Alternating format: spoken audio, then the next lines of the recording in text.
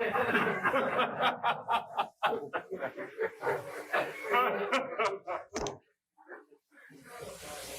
afternoon, honorable members. Honorable members, when we took the luncheon break, the honorable member for Golden Gates had reserved the floor. The chair recognizes the honorable member for Kalani. Mr. Speaker, I just want to make a correction. Earlier today, in anticipation of a debate on the public procurement bill, I had moved the second reading of the bill with the intent of having it debated as a compendium. The intent was to also have a debate on the mid-year budget program and the fiscal strategy report at the same time. In subsequent discussions with the side opposite, it was agreed that the two bills should be debated separately. I therefore would like to withdraw my original motion and replace it with the following motion, excluding the discussion on the two bills. Whereas the fiscal strategy report of the Ministry of Finance and the mid-year budget program performance during the 6 months ending 31st December 2020 were duly tabled at this Honorable House on the 18th December 2020 and the 24th of February 2021 respectively. Now, therefore, be it resolved that this House adopts the 2020 fiscal strategy report and the mid-year budget performance. Thank you, honorable member. Order that the amendment be brought up.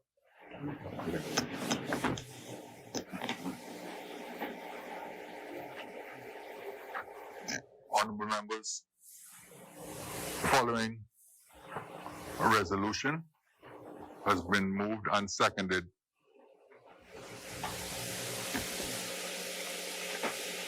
This resolution replaces the original motion moved by the honorable member for Kalani this morning, and it reads as follows. Whereas the fiscal strategy report of the Ministry of Finance and the mid-year budget performance during the 6 months ending the 31st of December 2020 were duly tabled in this Honorable House on the 18th of December 2020 and the 24th of February 2021 respectively, now therefore be it resolved that this House adopts the 2020 fiscal strategy report and the mid-year budget performance. As many as are in favor will remain seated. Those who oppose will stand.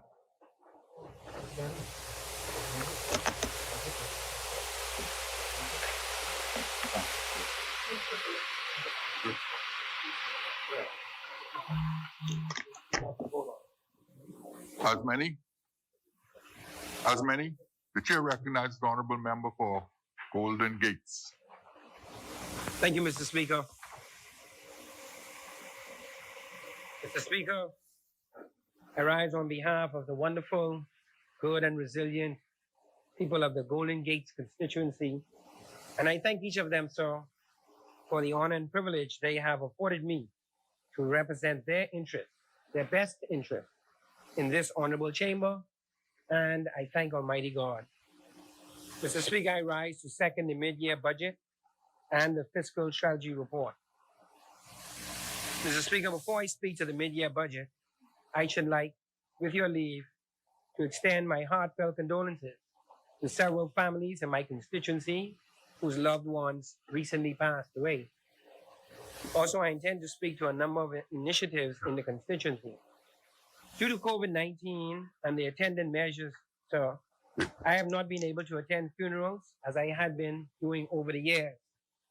Mr. Speaker, I offer heartfelt condolences to the family of Wilton H. Stewart, age 84, who along with his wife of 42 years, Deaconess Alberta Stewart, and family.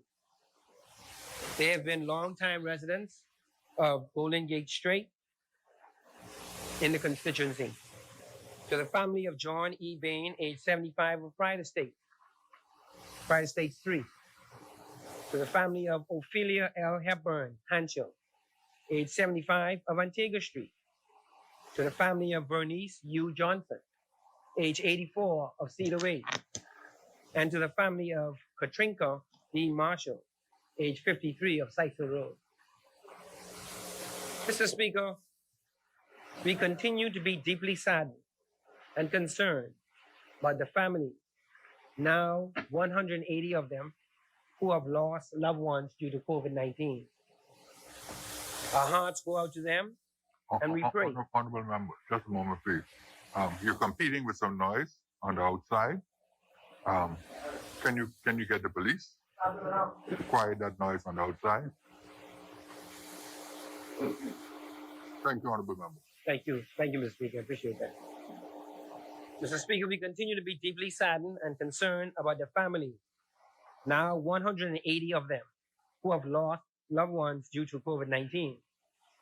Our hearts go out to them, and we pray that they enjoy God's comfort, peace, and blessing as they cope with these days of great loss, distress, and challenge. May all of their souls rest in peace, and may perpetual light shine upon them. Mr. Speaker, I also take this opportunity to express my best wishes to the Right Honorable Hubert A. Ingram, former Prime Minister of the Bahamas, for a speedy and full recovery. I pray that God bless, keep, strengthen, and deliver him.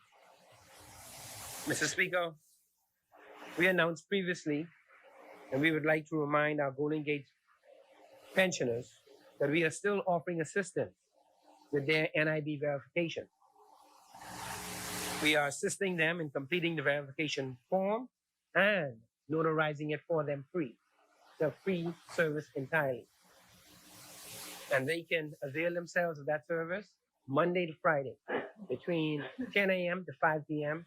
any hour, Monday to Friday between 10 a.m. to 5. And it's a complete free service. We'll complete the form and notarize it for you.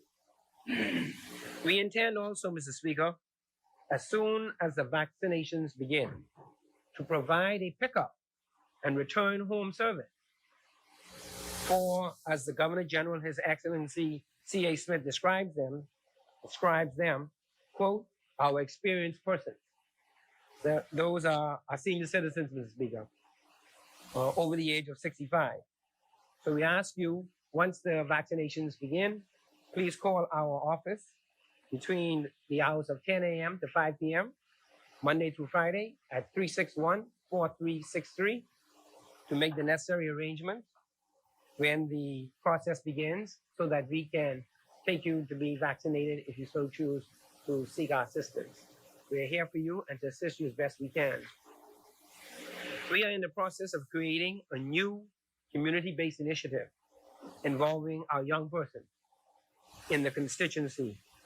And we know this has been a particularly difficult time for our young persons during this pandemic.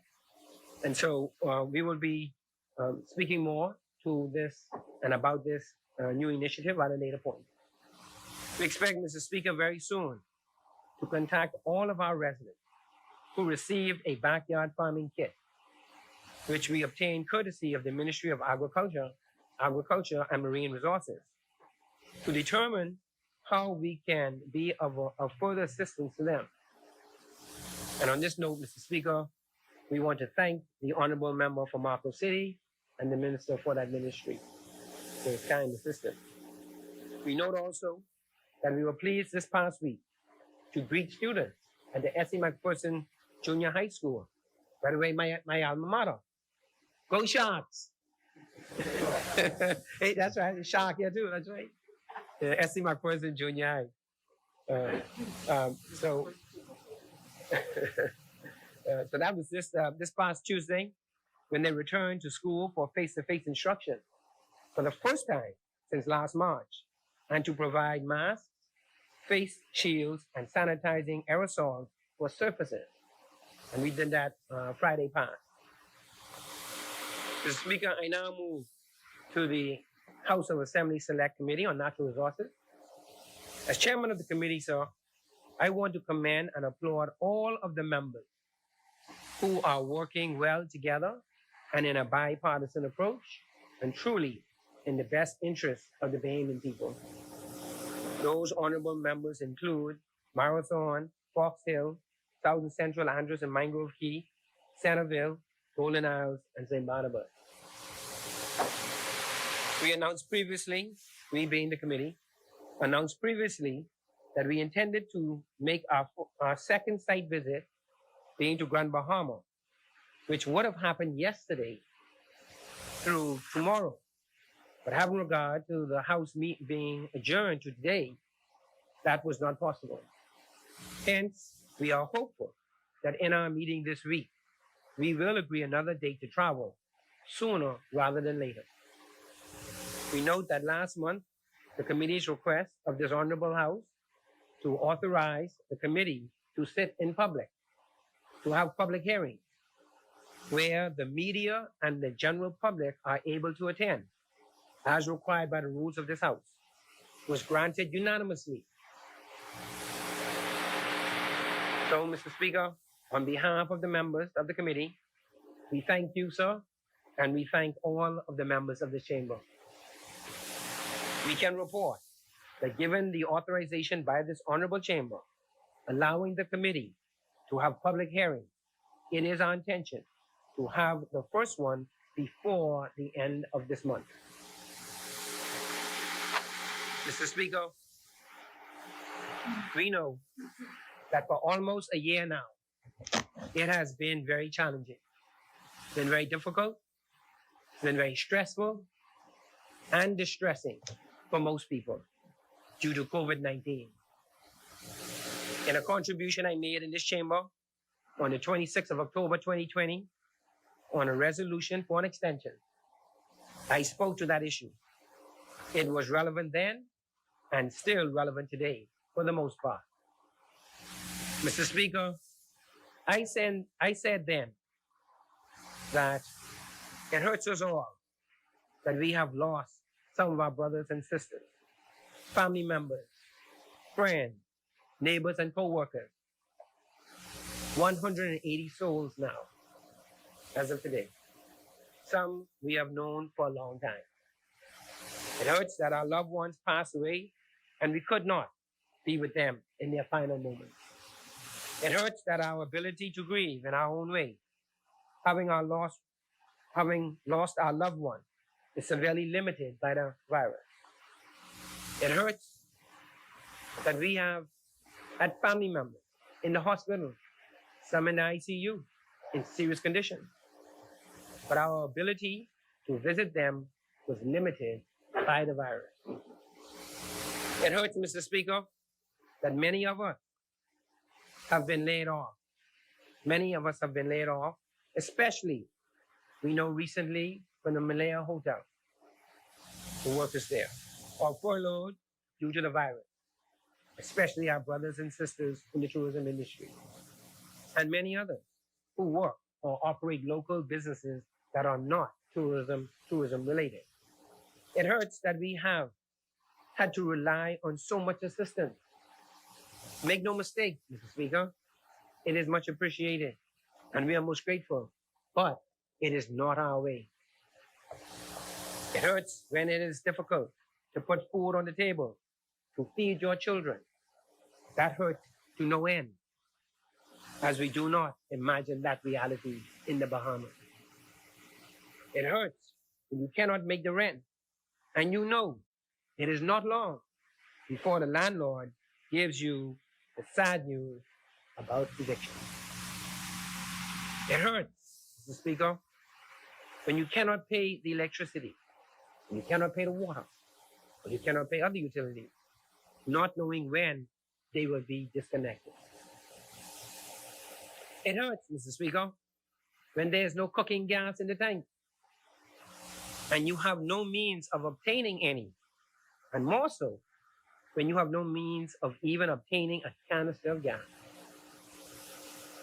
It hurts when your child must be educated via the internet, and you do not have a connection. It hurts when your major accomplishments in the family or special anniversary cannot be celebrated with loved ones and friends together in person. It hurts, Mr. Speaker, when you cannot even hug, warmly embrace, or even shake hands with a loved one or a friend, still almost a year later. That hurts. Mr. Speaker, we are a loving, affectionate, and demonstrative people. So this It's particularly difficult for us. It's our culture to be warm and embrace it. Mr. Speaker, these have been the very sad, most unfortunate, and life-altering experiences in the worst possible way. For our people, for now, almost a year, due to COVID-19. This is often called the new normal, quote unquote. But Mr. Speaker, there is not much normal about it. In fact, there's hardly anything normal about it. Truly, we are living through a near complete absence of what we would describe as normality. It practically does not exist. It is, though, quote unquote, a new reality. It's a new reality for all of us, and one we are all of us are learning to live with, and it's not been easy. It is one that we are unaccustomed to, unfamiliar with, and indeed foreign to us, but one that we have been forced to and have confronted head on. Mr. Speaker, we have not been defeated. We have not been defeated. Indeed, tremendous progress has unquestionably, undeniably, and beyond dispute been made by the grace of God. Mr. Speaker, these are manifestly hard times. These are trying times. These are difficult times and most challenging of times. Our people know them and feel them daily. But Mr. Speaker, we live through them with the hope in our ever-present living God.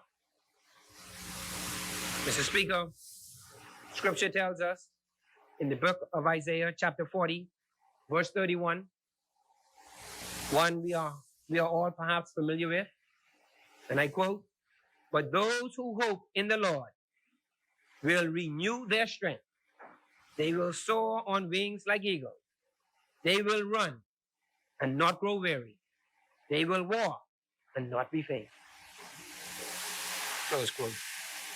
Mr. Speaker, having regard to our experience and where we have come from since our successful response to the first wave in particular, I am reminded of another scripture, sir, and that's 1 Chronicles, chapter 16, verse 34.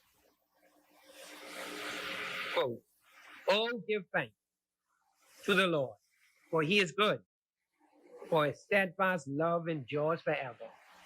Close quote. Mr. Speaker, we have heard the other side constantly over the course of this pandemic with the narrative that this government does not care, doesn't have concern, nor has any compassion for and about what our brothers and sisters have endured during this pandemic. That is what we have heard. But Mr. Speaker, nothing could be further from the truth. Nothing could be further from the truth, Mr. Speaker. That is a tale not based or grounded in fact, and indeed has no foundation whatsoever. It is a false narrative. Mr. Speaker, let's examine what this government led by the most honorable Prime Minister, Dr. Hubert Minnis, has done to help our brothers and sisters endure the disastrous effects of COVID-19 and Hurricane Dorian. This government paid unemployment claims totaling $100 million for 13 weeks based on normal eligibility. Then the government came back and paid $124.8 million, or roughly $125 million, in extra cash to alleviate lost income to one, persons who used up their NIB benefits. So, Mr. Speaker, in the first instance, people got NIB benefits, and then those were exhausted. There were no more NIB benefits to get. The government then funded benefits outside of what they would have gotten from NIB ordinarily. And then there were people, Mr. Speaker,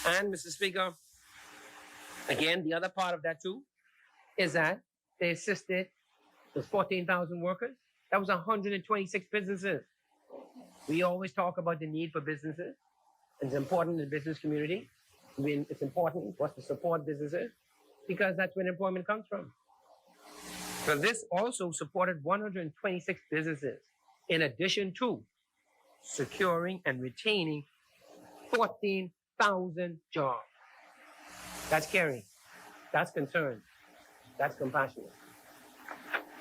This government spent $85 million in construction projects to create employment. 85 million, Mr. Speaker. 85 million in construction projects to create employment. This government clearly has demonstrated that it's fully aware and fully sensitive to the needs in our community. It is aware of the effects of COVID. So much so, $85 million was put into construction projects to create employment, to give people a job, so they can go home on Friday, put money in their pocket, to help put food on the table for their families. That's what this government did. This government spent or provided $5 million to support small businesses, specifically now in farming and fishing. We heard the Honorable Minister not too long ago speaking about fishing and farming, particularly on the new fisheries bill is now on hand.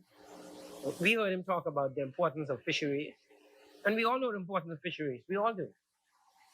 And we have a lot of persons who are in fisheries and in farming, and the person might be an individual with their own business, an employee of one. And how critical is it for these persons to get assistance from the government to remain in business? The government spent or provided $5 million to support these types of persons and small businesses so that they can support their families, so they can put food on the table in these difficult times. That's what a caring government does. That's what a compassionate government does. That's what a government of concern does. They step in and help as best they could in the circumstances. And that's what this government has done. Mr. Speaker, we hear people ask about stimulus. So what about the stimulus? We need to get a stimulus.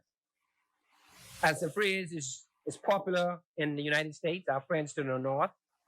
Well, Mr. Speaker, for the most part, all that I just mentioned is just that. That's the Bahamian stimulus. That's what that is. That is Bahamian stimulus. That is this government stepping into the breach. That's what that is. It's our form of stimulus. We know our friends to the north. It's we all watch the news in the United States, and we're very much cognizant of where things are and what they're doing with stimulus. But that is our stimulus. What I just described. That's our stimulus, and this government has been doing it.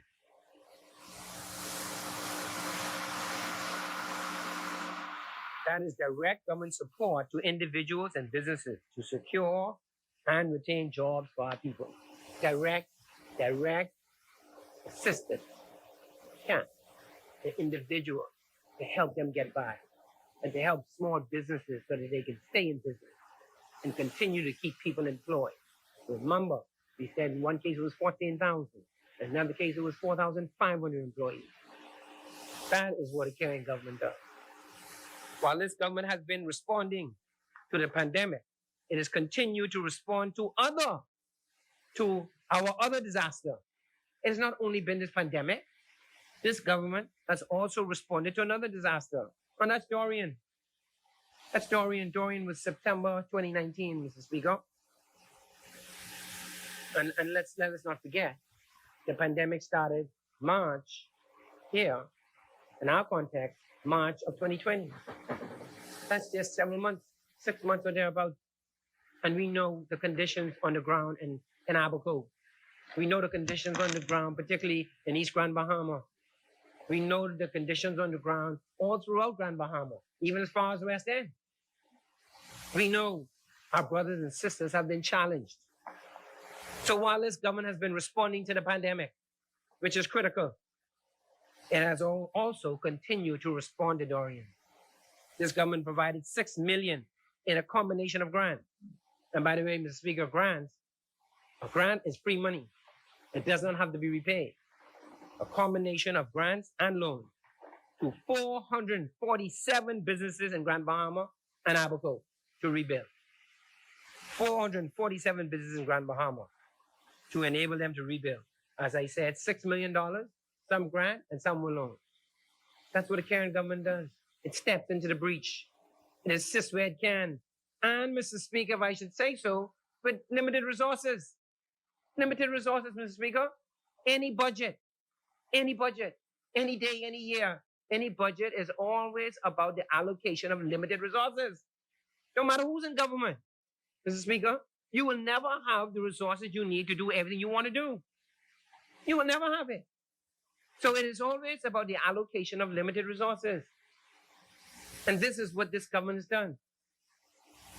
Being caring, compassionate, and being of concern and stepping into the breach for our people has been a paramount concern for this government, and has done so.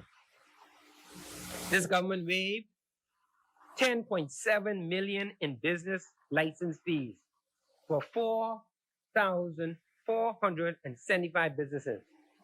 Now, let me tell you what a fee waiver is. What a fee waiver is when you are required as a business to pay monies to the government. And when the government waives that fee, you no longer have to pay that cash out of your business. So that is a cash saving to your business to help you again to get through this difficult period. As we said throughout, this government is doing what it could to help businesses, and also as part of that, to help business retain employees, our brothers and sisters on the job. That's what this government has been doing. That's a good thing. That's a caring thing. That's a compassionate thing. And it's a thing of concern and recognizing the needs and being sensitive to them and responding. That's what that is about. This government provided $261.8 million. $261.8 million. Mr. Speaker, that is more than a quarter. That's more than a quarter of a billion. That's more than a quarter of a billion. 261.8. That's more than a quarter of $1 billion. This government has provided that in tax relief to Grand Bahama and to Abaco to help them rebuild some. As I said, this government has been working on both tracks. It had two disasters on its hands. It had Dorian 6 months before the pandemic. It did not move its focus from Dorian and then focus on the pandemic and, that's it for Dorian. No, it had to do what it needed to do to respond to the needs of both the pandemic and the Dorian survivors and the persons who need jobs, needs assistance, need to rebuild businesses and need to get started. This government was doing both of them at the same time, Mr. Speaker. That's a caring government. That's a concerned government. That's a government of compassion. $261.8 million. This government provided $24 million in direct food assistance. $24 million in direct food assistance through the National Food Distribution Task Force. $24 million. Food to our brothers and sisters who would not have had any otherwise. That's a caring government, Mr. Speaker. That's a government with compassion and concern and sensitivity towards the needs of others. Stepping into the breach to cause children to eat. Mr. Speaker, that effort reached 72,000 households. 72,000, Mr. Speaker. 72,000 households were assisted through that initiative. This government spent an additional $9 million in food assistance. In addition to that 24, there was additional $9 million, Mr. Speaker. Additional $9 million. In total, that takes that to 33 million. The 24 plus the 9. The 9 was additional out of social services. An honorable minister is here for social services, the honorable member for Southern Shores. I'm sure he'll speak more about those issues in detail. But, Mr. Speaker, that's a total of $33 million of food assistance direct to our people. Standing in the breach,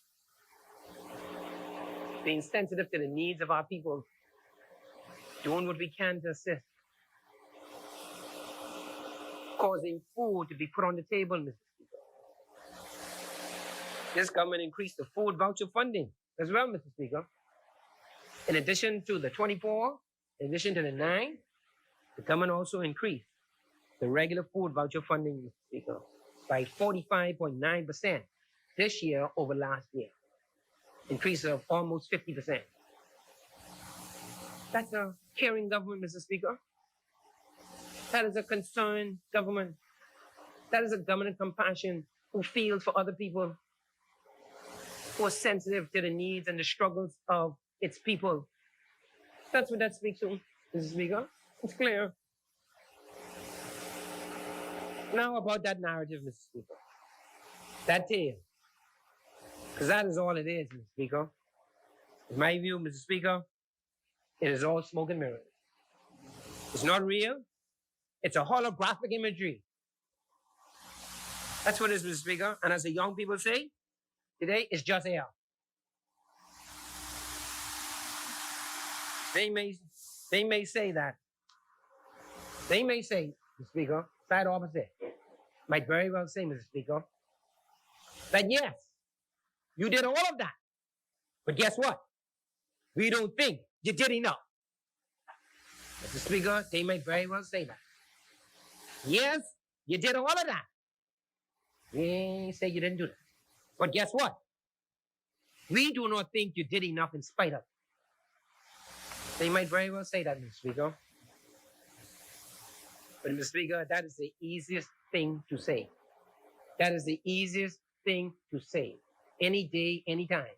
That is the easiest thing to say, Mr. Speaker. But, Mr. Speaker, I say, news flash, Mr. Speaker, no matter how much stimulus this government provided, no matter how much we provided directly to our people, guess what, Mr. Speaker? They would still say it's not enough. Watch that, Mr. Speaker. It does not matter how much stimulus we provided to the people, Mr. Speaker. They would still come back and say it was not enough. Mr. Speaker.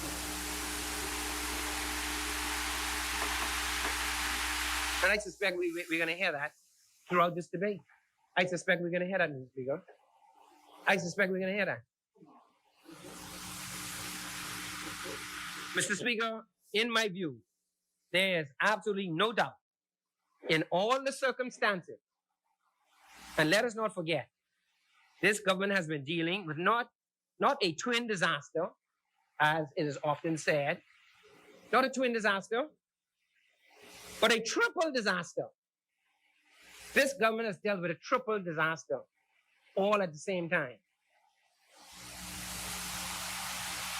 That is Dorian, the effects of Dorian. That is the COVID-19 pandemic. And Mr. Speaker, and quite apart from the pandemic itself, the government has had to deal with the economic fallout from the pandemic.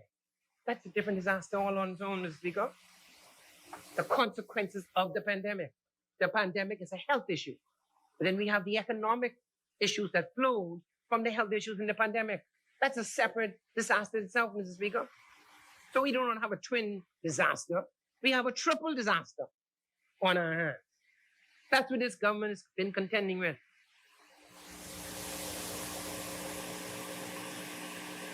And in fact, talking about the economic fallout and the disaster of the economy, almost in free fall. Whoosh. Drop, whoosh. Overnight. The economy just dropped. Having regard to that, at the height of the pandemic, it has been reported that the unemployment, Mr. Speaker, has been 40% plus. That's the number we have heard reported. That is almost 4 in 10 persons without any income. 4 in 10. So the response to the economic fallout that came as a result of the health pandemic issue is an entirely different disaster that this government has also been responding to while responding to Dorian. And this government, Mr. Speaker, over these years, and Mr. Speaker, sometimes we might not always, at the front of our mind, remember and recall. But this government was elected in May 2017. Dorian was September of 2019. As we know, we said earlier, COVID was March of last year, 20. So between being elected in May 2017 and before the anniversary of 3 years, this government has to contend with all three of them. Before the anniversary of 3 years, Mr. Speaker, that's what this government has had to contend with. But that's not all. It also had to contend with, during that less than 3 year period, Mr. Speaker, Hurricane Irma. It had that too, that it had to contend with. Thank you, and much. And let us not forget, Mr. Speaker, the day we were elected, this government, this minister government was elected, Mr. Speaker, and for months following, I'm glad that East Grand Bahamas here, and for months following, Mr. Speaker, when we were elected, for months following, I recall well, the honorable member for East Grand Bahama, the then Minister of Finance, coming in here many days saying, every time he goes to the ministry, there's something else coming up that he ain't paid. He said that on many occasions. And it got so bad, he at one point said, listen, we're going to have a cutoff here. And the cutoff could be December 2017. If it ain't found, if it's not discovered, or we don't know by 2017, sorry, because it just can't go on. Well, eventually, you know what that number was, Mr. Speaker? And we have to remind the Bayman people about it, because that's another disaster. That's another disaster. It was $750 million, Mr. Speaker. By the end of December 2017, that was the number. Remember for East Grand Bahamas here, former Minister of Finance. And he came here and said that on numerous occasions.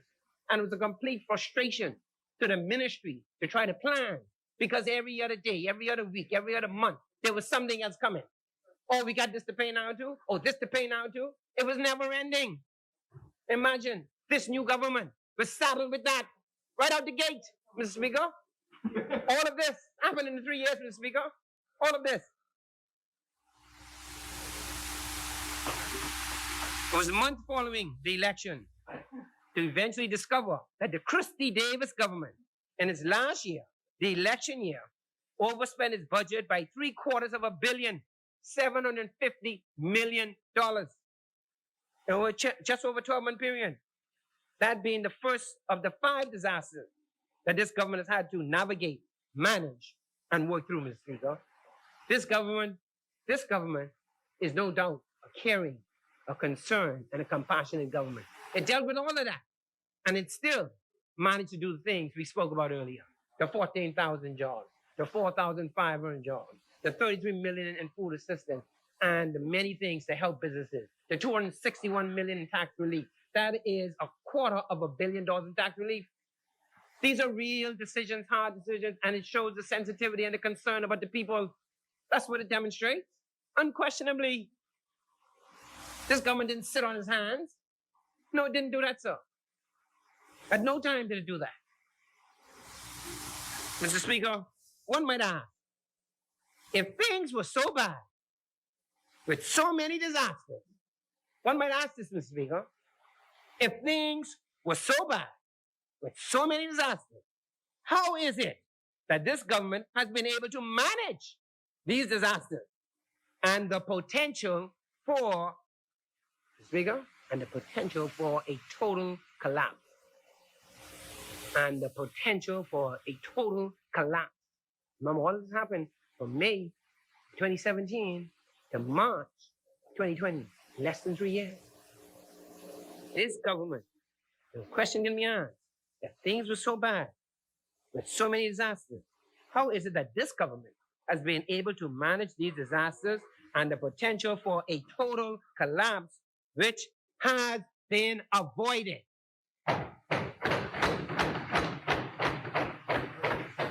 Mr. Speaker, frankly, the answer is very easy. It may seem like a difficult question, but the answer is quite easy, Mr. Speaker. Mr. Speaker, and this is very important.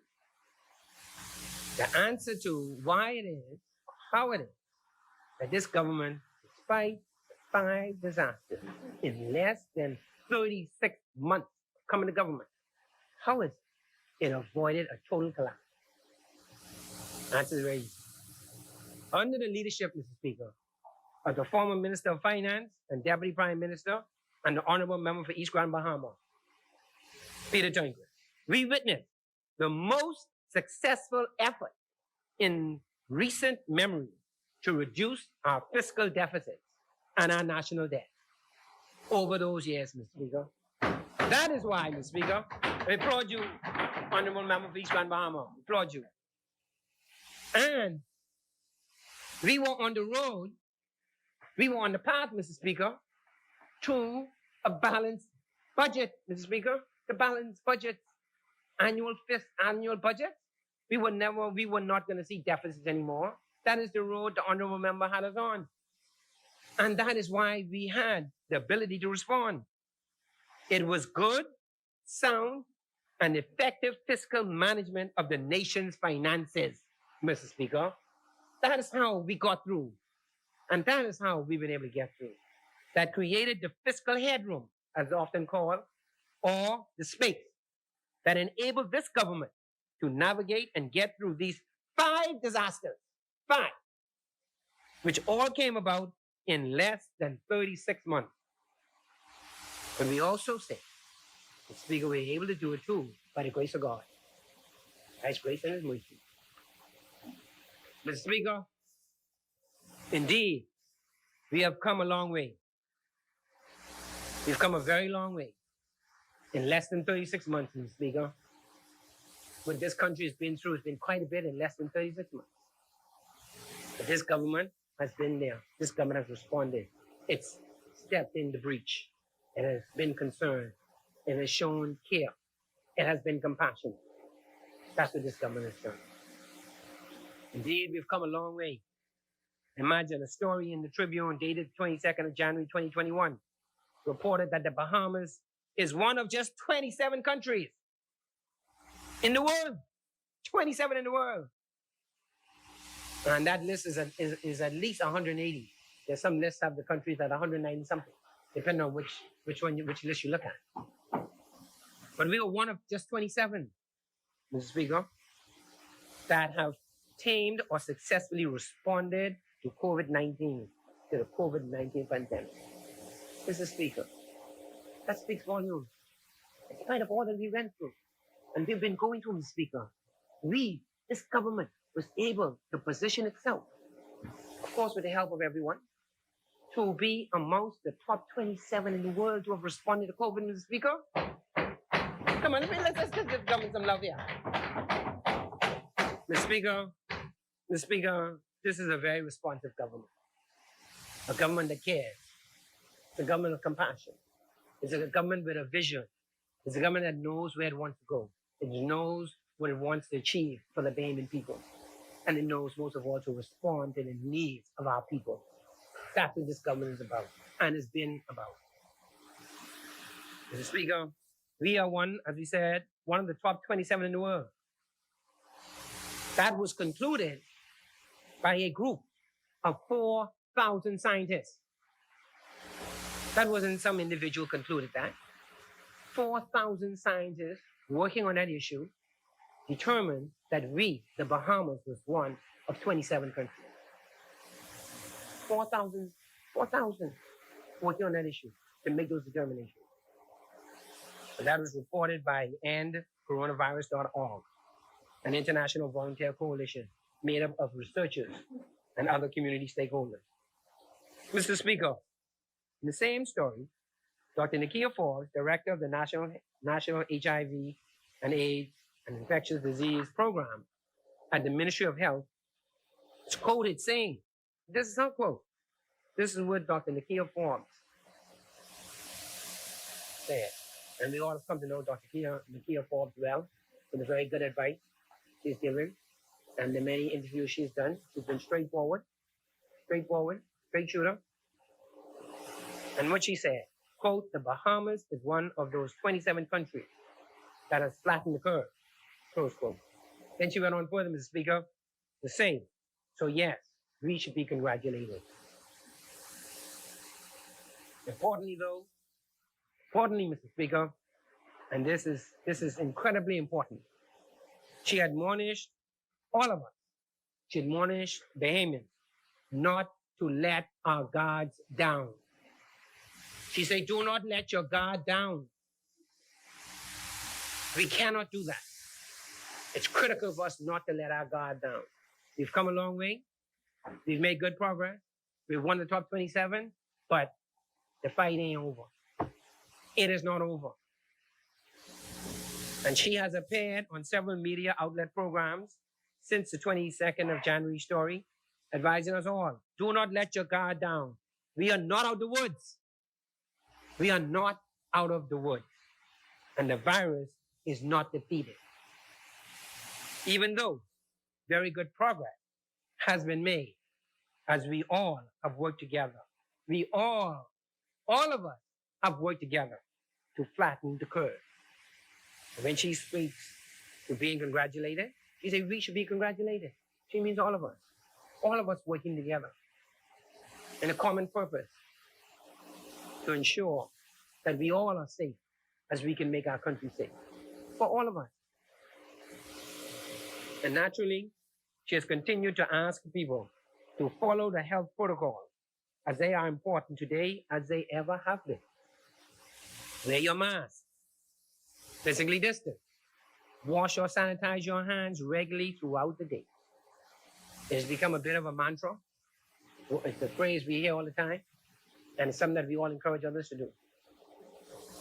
And so she continues to say that, and so do all of the healthcare professionals. And so do we. We encourage people every day, all of us.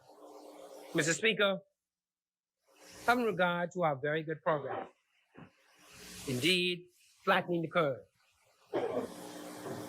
Remember, indeed, flattening the curve, as stated by Dr. Forbes. I want to thank, I want to commend, and I want to applaud the Most Honorable Prime Minister, Dr. Hubert Minnis, the Honorable Member for Kalani and his cabinet for their leadership and their vision, their care, their concern, and their compassion. Especially the Honorable Member for Bamboo Town, the Minister of Health, and the former Minister, the Honorable Member for Elizabeth, for navigating our comprehensive response, comprehensive, from day one to now, comprehensive response to COVID-19, along with, very importantly, Dr. Merceline Dalregis, CMG, Dr. Pearl Macmillan, Dr. DeLon Brennan, Dr. Nakia Forbes, Dr. Frank Bartlett, and every healthcare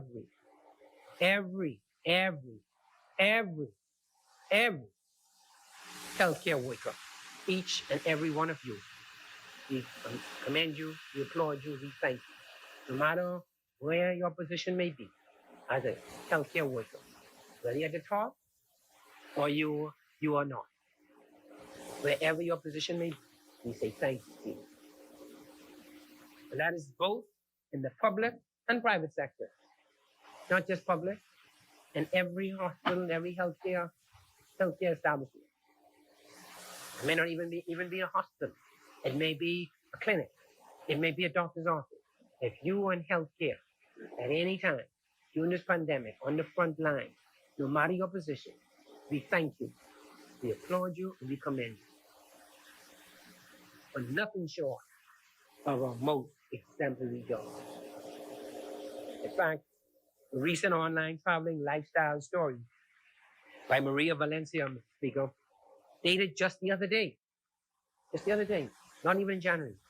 It's dated the 23rd of February, 2021, just 6 days ago, less than a week, entitled, quote, 23 best places to travel for vacation during winter 2020 to 2021, which means goes to, of course, April.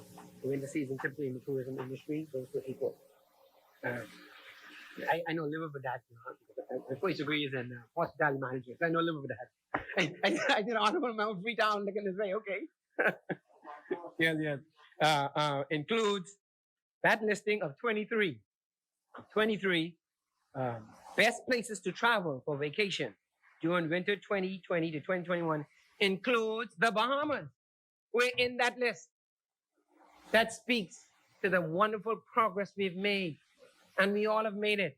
They didn't number them per se, they just put them on together. And that is 23 countries around the world. 20 countries around the world. We are listed as one of the best places to visit. Now, this was just done a week ago, having regard to COVID. One of the best places to visit. That is a remarkable achievement for this country, for every Bahamian, for all of us. It speaks volumes. Mr. Speaker, that speaks to how significant the progress has truly been in this our country. We are so very fortunate as a people and country who have such committed, dedicated, and self-sacrificing healthcare workers. Mr. Speaker, I also take this time to thank, commend, and applaud the Commissioner of Police, Mr. Paul Rowe, and his entire team, who have been on the front line too. They've also been on the front line. And they have done Herculean job. Like the healthcare workers, were doing their part to keep us all safe during the pandemic. We have a lot of Bahamians on the front line, helping all of us to be safe. Every day, every hour, as we sit here, they're doing that job. Mr. Speaker, I also take this time to thank, applaud, and commend the Department of Social Service, its management, and entire team, who too, like the healthcare workers and the police, have been on the front line. They've been on the front line. They have been on the front line. The assistance we talked about. And so those persons who are the persons on the front line delivering the assistance to our brothers and sisters who are in need. And I should also add the Bahamas Defense Force as well. We thank them too. We thank them, commend them, and applaud them for their frontline service. We cannot thank our people who've been on the front line sufficiently. We don't have the ability, we don't have the capacity to thank them enough.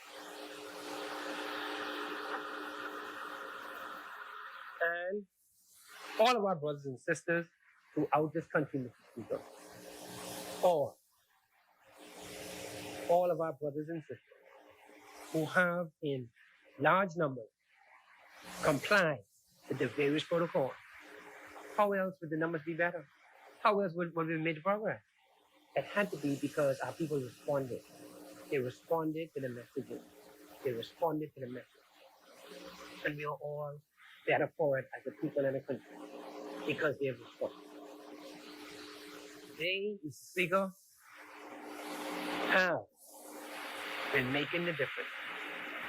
And they make the difference every day. The average Bahamian, every day, going about their business, wherever it may be, whatever they may be doing, through all the struggles they face, as I said earlier, all of the challenges they face, all the difficulties they face. In spite of that, they are doing their part. They are doing their part to comply with the protocol to cause us all to be in a better position and cause us to be amongst one of 23 countries in the world and cause us to be one of 27 countries who responded best to COVID. Make no mistake, it is because of them. They have made the difference. None of us in here could have done it ourselves. In fact, we couldn't have done it at all without Bahamian people. That is the reality. So we thank the Bahamian people. We commend them, Mr. Speaker, and we applaud them. We cannot thank our people enough for being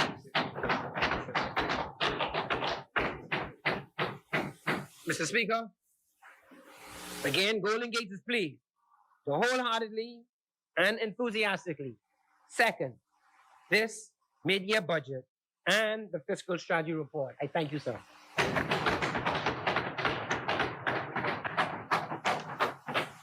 Thank you, Honorable Member.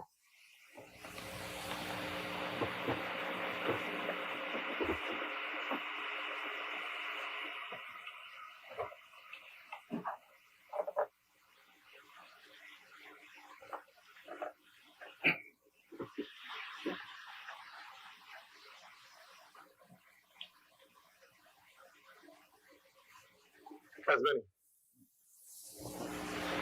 The chair recognizes the member for Exumas and Ragged Island. Thank you very much, Mr. Speaker. It is an honor to once again rise in this chamber on behalf of the good people of the Exumas and Ragged Island. Today we're debating the mid-year budget, the fourth such debate I've had the opportunity to participate in.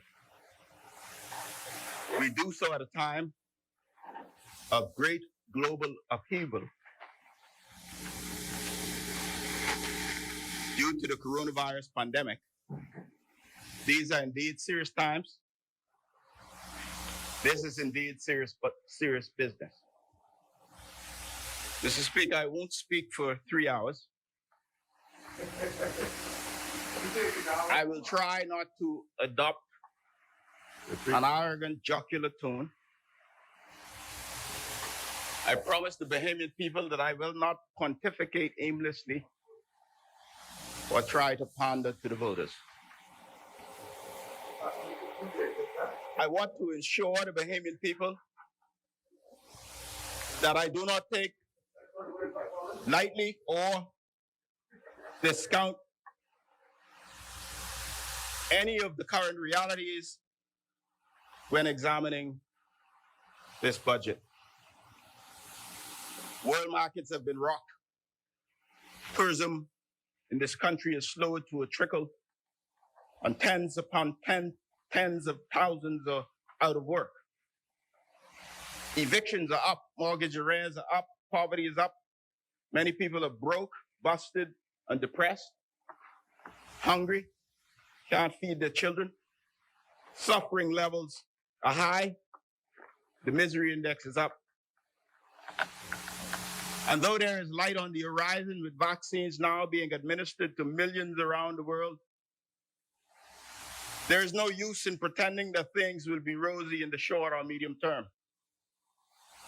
And while we all acknowledge that the pandemic has wreaked havoc on our financial position, there is no escaping, in my opinion, that we are in a worse off position than we should be. And it's because of the poor financial efforts and the lackluster governance of this administration. Mind you, I do not envy your position. These are challenging waters for you to navigate. And I hope that you will transition governance. I hope that you will transition governance successfully to a more competent team real soon, a better team. However, you're doggedly clinging to the false narrative that we are the envy of anyone, anywhere, and how this pandemic has been dealt with is simply a fantastical point. Also steeped in fantasy is the notion that somehow the government's fiscal strategy will still pan out. I urge you to be honest with the Bahamian people, be transparent. Bahamian people aren't fools. You don't have to tell them if they're hungry, that they are. You don't have to tell them that they're poor or homeless or suffering if they are. They know their reality. They live their reality. So as we debate the fiscal strategy report, which is late, against the law, let me illustrate two things. Firstly, your fiscal strategy was flawed from the very start, and that your fiscal strategy is untenable moving forward. And I use the word strategy loosely. In my mind, and in the minds of many, a fiscal strategy absent in real economic growth strategy is no strategy at all. But we've been saying that for 4 years, and it's fallen on deaf ears for 4 years. All it ever was, a reckless attempt to claim you could balance the budget between election cycles. And here we are today with a tweaked strategy that's still not making sense, particularly in light of all that has befallen the world. At the outset, let me make a few cautionary points. Firstly, I caution the Bahamian people that this is silly season. I note that for a mid-year budget, the government has allocated 2 hours each for ministers, 1 hour each for MPs, 3 hours for the Prime Minister.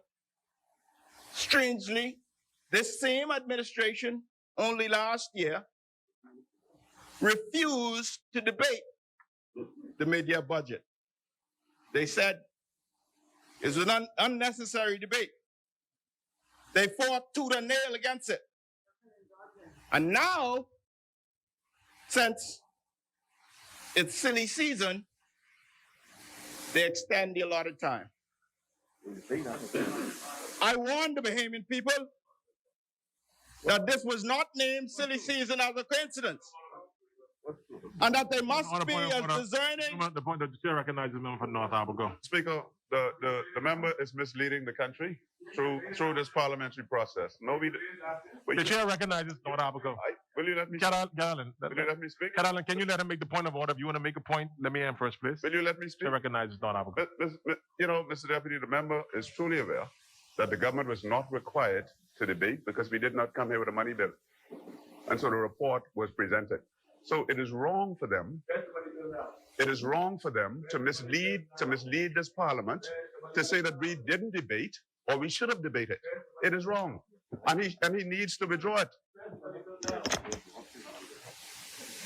It's our option. Mr. Speaker, That's not your option. I said what I said. I stand by the point. We see no money bill laid in this debate for this occasion. So the member is being most disingenuous. Last time, they fought against this debate, but now it's silly season. Well, Exumas. That they want airtime. One second, Exumas. The chair recognizes the member for East Grand Bahama. Oh.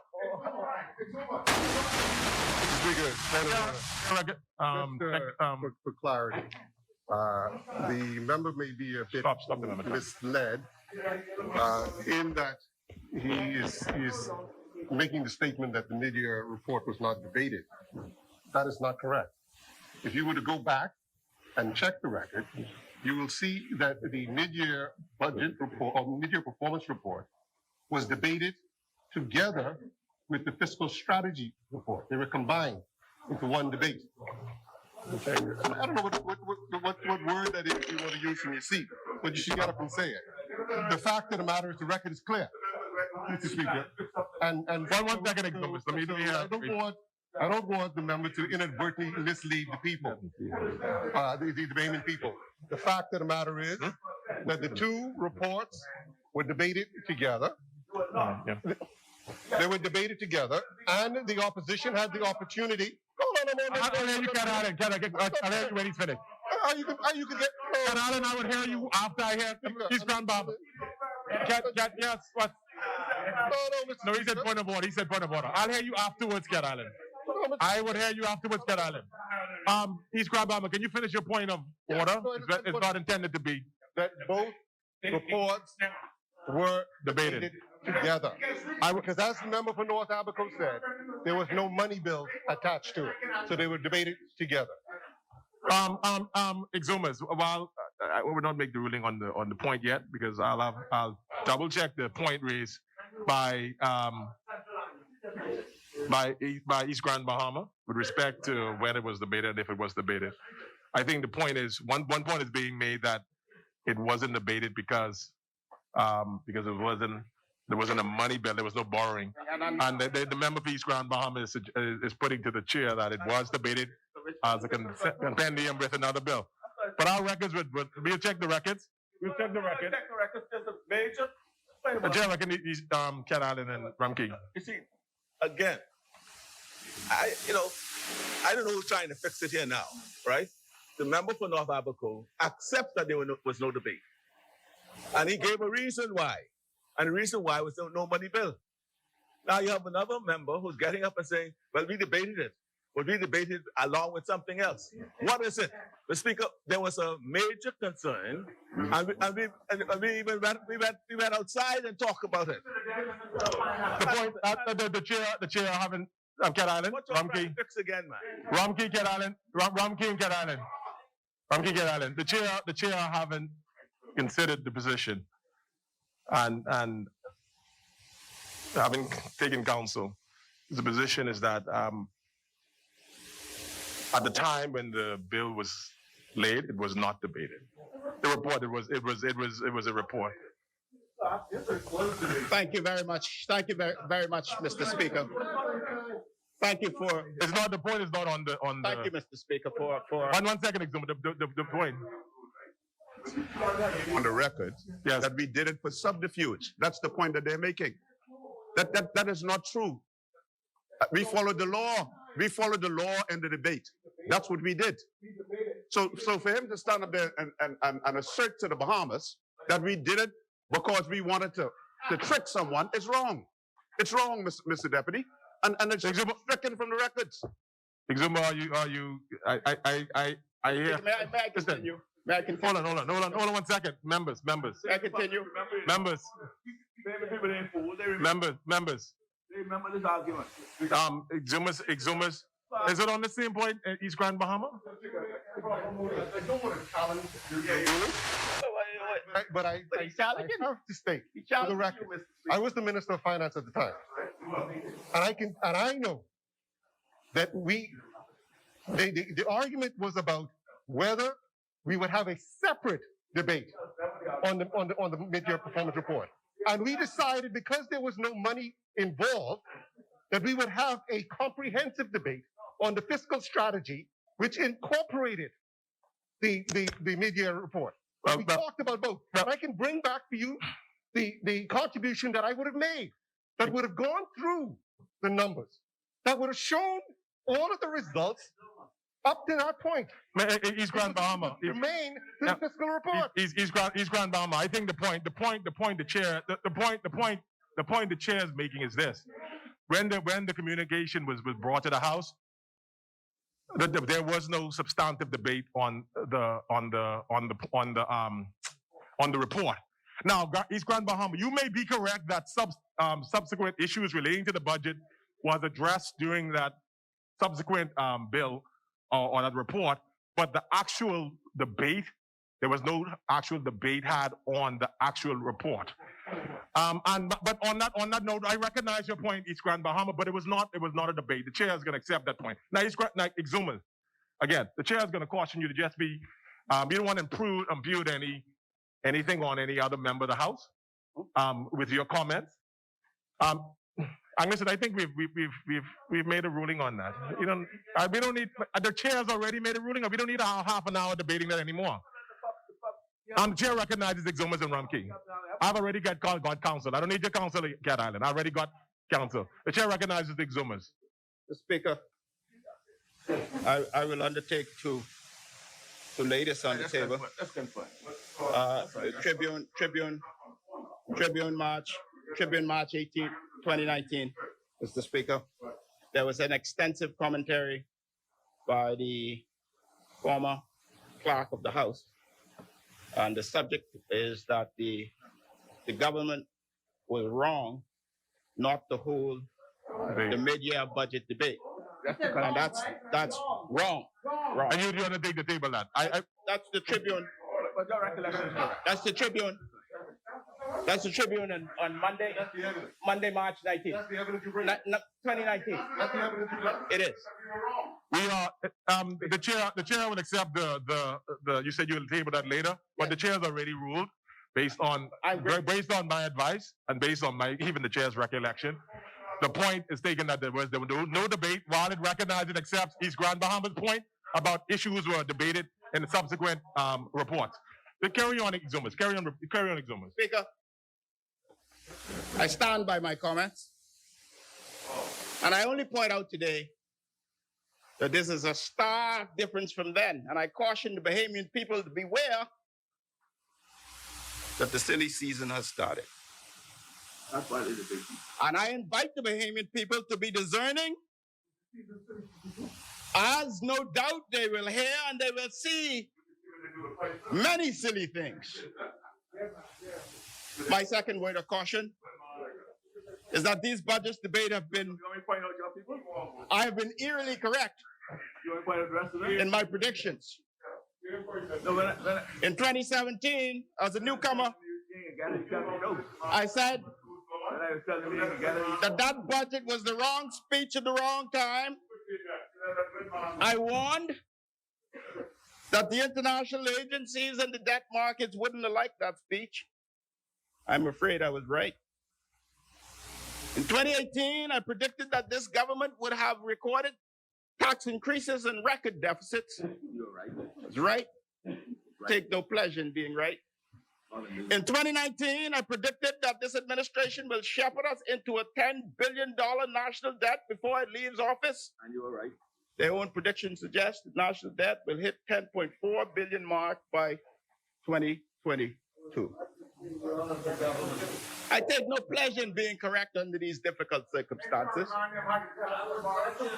But the third point I would make is that whatever this administration, Members,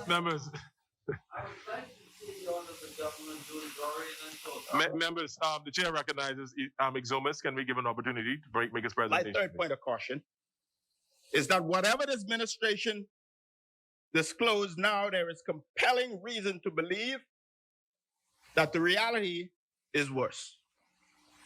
This is first because the Bahamian people have lost trust. And secondly, as a practical matter, even the Ministry of Finance does not have a full record of commitments which have been made by outgoing ministers and various government agencies.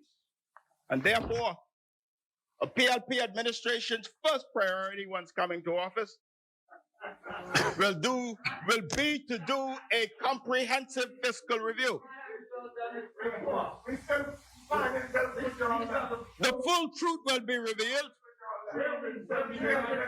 The full truth, Mr. Speaker, will be revealed. Fourthly, the challenge is that with the lag in reporting of public expenditure, these midterm reports provide a lot of pretty pictures and pretty graphs, Mr. Speaker. And they oftentimes used as propaganda spin and for make-believe. Let me digress just slightly, touch on a few things that the Prime Minister spoke to this morning. Firstly, he talked about real property tax rebates.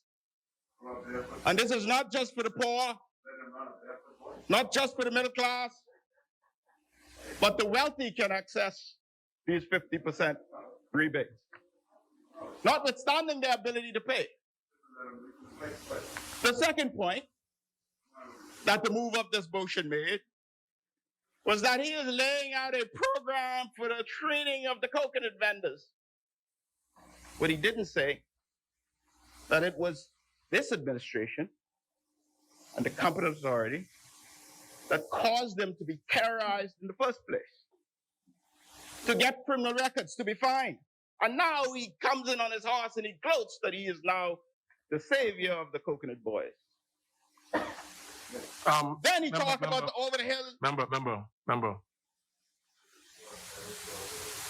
You're before you. Let me caution you again. You're saying that you sure you want to make a statement that the competent authority caused them to be. Speaker, I don't know. I don't. Speaker, You're imputing. Speaker, You're imputing again. You let me- can't say the competent authority let me caused withdraw them to get. I withdraw it so that you're Yes, more comfortable. it's withdrawn. And Thanks. I'll make this point. During the emergency orders, coconut boys, vendors, they call themselves coconut boys. The vendors selling coconut water on the street side were charged, fined, locked up, terrorized, criminalized. Why? I'm not getting. But let me make the point. The point, Exumas. I know there can be points. Before, let the chair speak first. Exumas, there's a reason why I cautioned you. Because, Exumas, you cannot impute on a member that,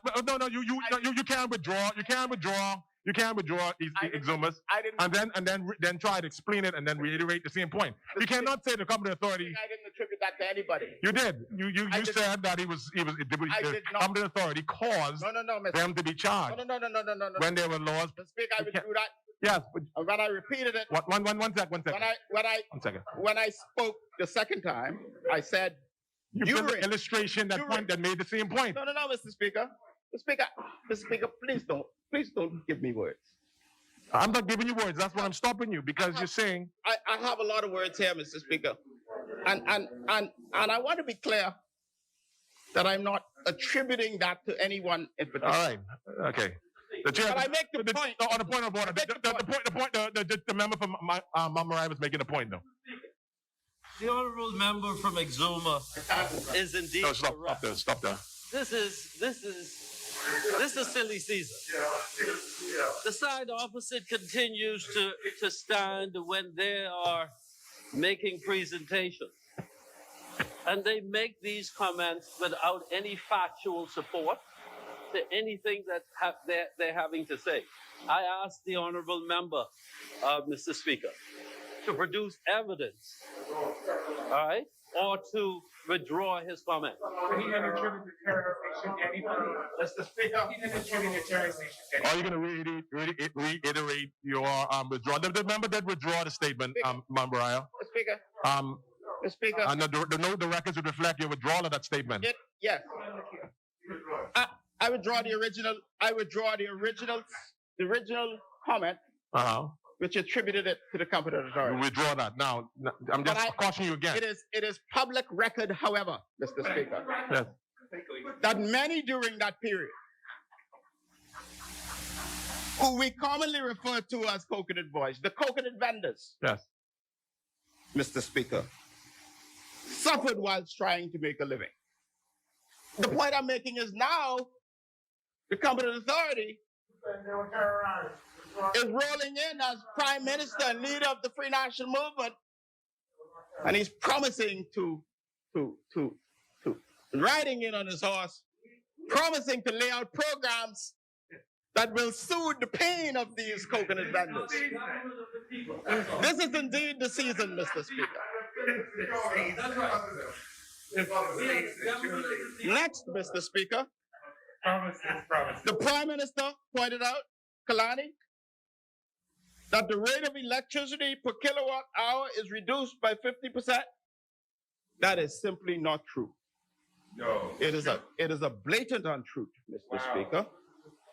Rates have not changed now for at least a decade.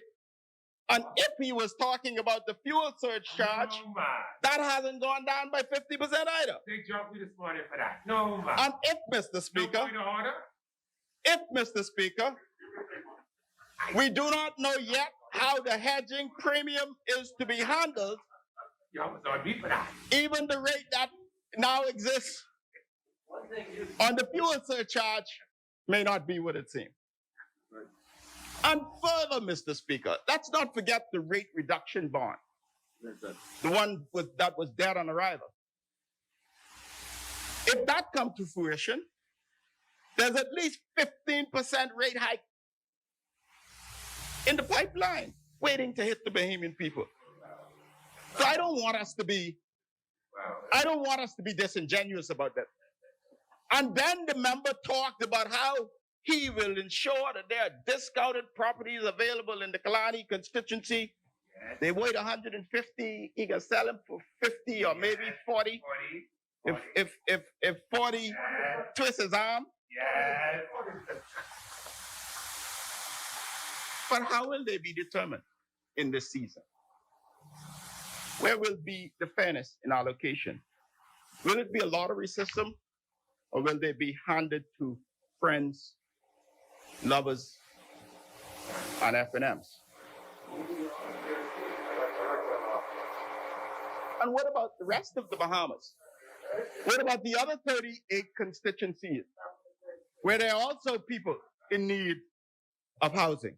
Finally, Mr. Speaker, finally, he said that during his next term, he is going to focus on the poor. That confirmed everything to me. First of all, I thought the notion of another term was a fairly arrogant posture to take. And secondly, Before you go one. And secondly, to the substance of the point. Secondly, to the substance of the point, Mr. Speaker. Before you carry on, Exuma, I don't want members. I think it's a very important point. I want to make. The chair wants to make this point again, Exuma. And I'm going to challenge you to review the records again. I think you're attributing the statement you made about the Prime Minister, the member for Kalani, and the properties in Kalani, and then before you concluded that point, you said that he's acting as if there are no other constituencies that need housing. I think the chair is saying that is attributing wrongdoing on the member because the point, I think the member for Kalani had made the point. I don't think in his presentation he made a point that those lots would only be available for members of Kalani. And so again, you're making a statement, right? But you're attributing I challenge you to look at the records, and you can look at your speech. Can you read your speech again? Read that portion of your speech. The concluding. I have to protect a member. You're saying something, and you're bringing it across as if the member of Kalani. Let me repeat. No, read what you said earlier. Mr. Speaker. Let me repeat what I said. Yeah, repeat what you just said. The penultimate paragraph. Let me make the point. Unless you want to read it, withdraw the statement, because I intentionally did that because I want you to. Maybe you want to put it another way, but the way you read it, you're putting to the public that the member for Kalani is reserving those blots only for members of his constituents. Speaker, Because you said other constituencies need lots also. May I respond to you, Mr. Yes. Speaker? Mr. Speaker, let me, for clarity, replace what I previously said. Okay, you withdrawn it then. Yes. Thank you. The member for Kalani said here today that there will be lots available in Kalani at a very discounted rate. Yes, he did. I made the point earlier that I want to ensure that I welcome home ownership, Mr. Speaker. I think it's a good thing that young people would get their own homes. But I want to make sure the system is pure, the system of allocation is correct. And I want to ensure that Bahamians across the country, across the country, Mr. Speaker, across the country. Yes. And you did Also avail these opportunities in Exuma, in Abaco, in Andros, in Grand Bahama. I make the point, Mr. Speaker, that is what we did. Okay. Now you clear, but you would appreciate Exuma. And before you clear that up, you made it. Your statement came across as if the member for Kalani was reserving these lots for only residents and constituents of Kalani. That's why I want to not have you attribute those types of action to a member in this house. And I'm happy you cleared that up. And so I accept your withdrawal of the former statement. Are we clear now, Mr. Yes, we're clear. I hope you're clear, Mr. Let me make my final point in relation to the contribution for Kalani. The Minister of Finance. He said during his next term, he can focus on the poor.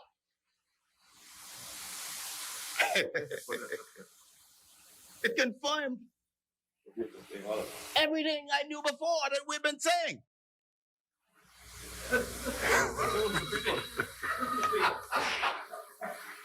It confirmed, Mr. Speaker. Exuma. The chair In recognizes. 2017, he said it was the people's time. And now we know it was never the poor people's time, Mr. Speaker. The chair recognizes the member from Mumbai.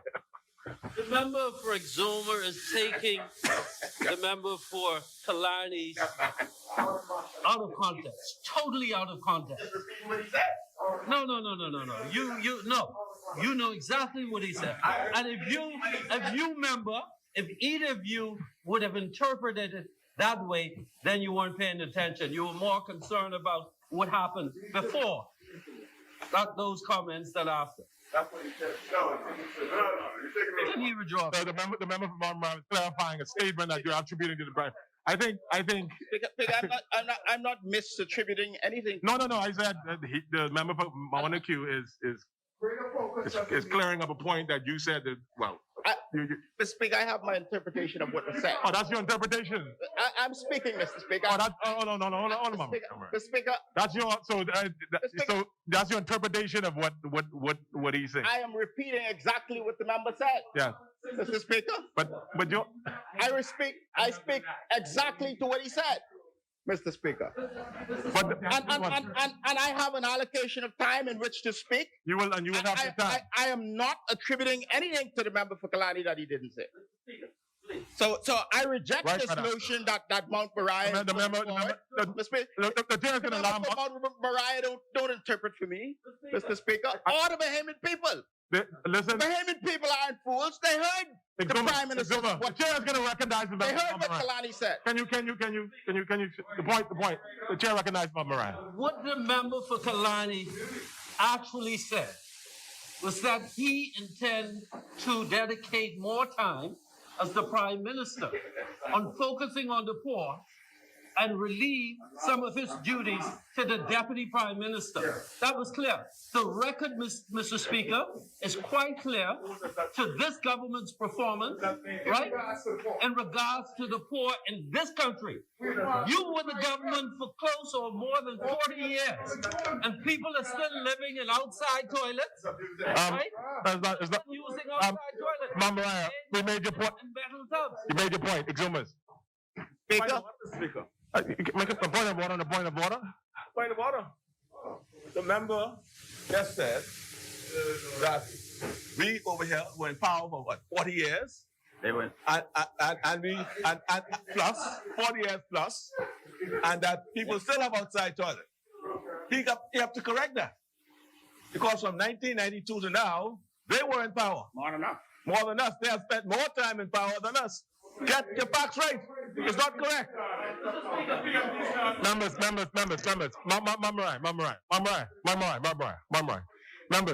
Members. We're not these members. These are side notes and stuff. I'm going to let the Exuma continue. We'll be back and forth here all night on these points. Members. Yeah. Members. Order, members. One second, Exuma. Members. Order. The chair recognizes the member for Exumas and Ragged Island. Mr. Speaker, I asked for your protection and the protection of my time. Yes, The member for Kalani said that during his next term in office, he is going to focus on the poor. It confirmed everything we knew before. That's your view. That's what you're saying, Exuma. Speaking my view, Mr. Speaker. Okay, you have to say that. You're saying, okay. It confirmed to me and the Bahamian people,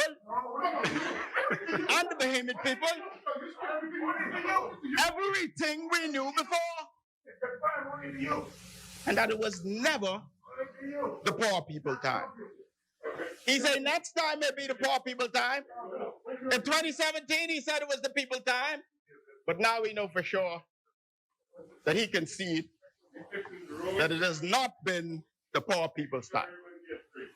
So let us for a moment then, Mr. Speaker, once I've cleared up those misunderstandings from Kalani's speech this morning and my concerns, let us shift for a moment on to some of the missteps that has gotten us here. Remember, I said it didn't have to be this bad. So I'm going to talk about some of the missteps, Mr. Speaker. Firstly, this administration recklessly raised the rate of value-added tax from 7.5% by 60%. The former Minister of Finance said that this was done based on modeling from the Ministry of Finance. We requested to see these models and we have not seen them. This administration projected VAT revenue would increase exponentially in line with the 60%. But apparently these models did not take into account whether there was sufficient elasticity in the economy. And now we know there was not. And we know the projections were wrong because in retrospect, we never met the projected revenue collection. Keep in mind that they never met the projections even before Dorian and even before COVID. This wrong-headed move increased the size of the structural fiscal deficit, in my view. It caused them to delay capital spending, starving the economy, in my view, further constricting, restraining economic growth. Your VAT hike raised inflation, making the burden on those less fortunate even more onerous, and slowed the economy. This administration, in many respects, ignored sage advice from the opposition and international bodies, implemented the zero rating of certain goods for VAT, transferring VAT revenue from the Treasury, perhaps to some vendors, because the people on the ground report that they did not feel these price reductions. This never resulted in any savings to the man on the street, the poor, or the suffering. We told you it would not. We advised you against it, and you did it anyhow. This administration stopped the efforts to modernize the real property tax register in a move which benefited perhaps the wealthy at the expense of perhaps the ordinary tax-paying citizen. This administration reversed property tax increases for wealthy homeowners.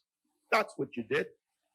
This administration allowed commercial banks to indiscriminately close branches in the Family Islands, threatening the economic viability of those communities. A point of order by East Grand Bahama. A point of order by Great East Grand Bahama. Answer over there, man. Mr. Speaker, the member stated that this administration reversed the property tax or reduced the property tax for wealthy taxpayers. That did not happen. Did not happen. I remember the letter clearly. The real property tax across the board, the tax rate has not been changed. What we did have was an inadvertent error in the application of the law because it didn't put a ceiling on the tax, which clearly was an oversight, and we fixed it when it was brought to our attention to bring it back to what it was. It was not a reduction, just brought it back to the status quo. That's all it was, and it was to correct an error, an inadvertent error.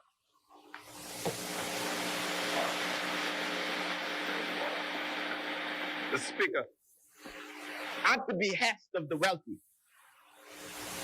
this government rolled back some of their provisions that would benefit the wealthy.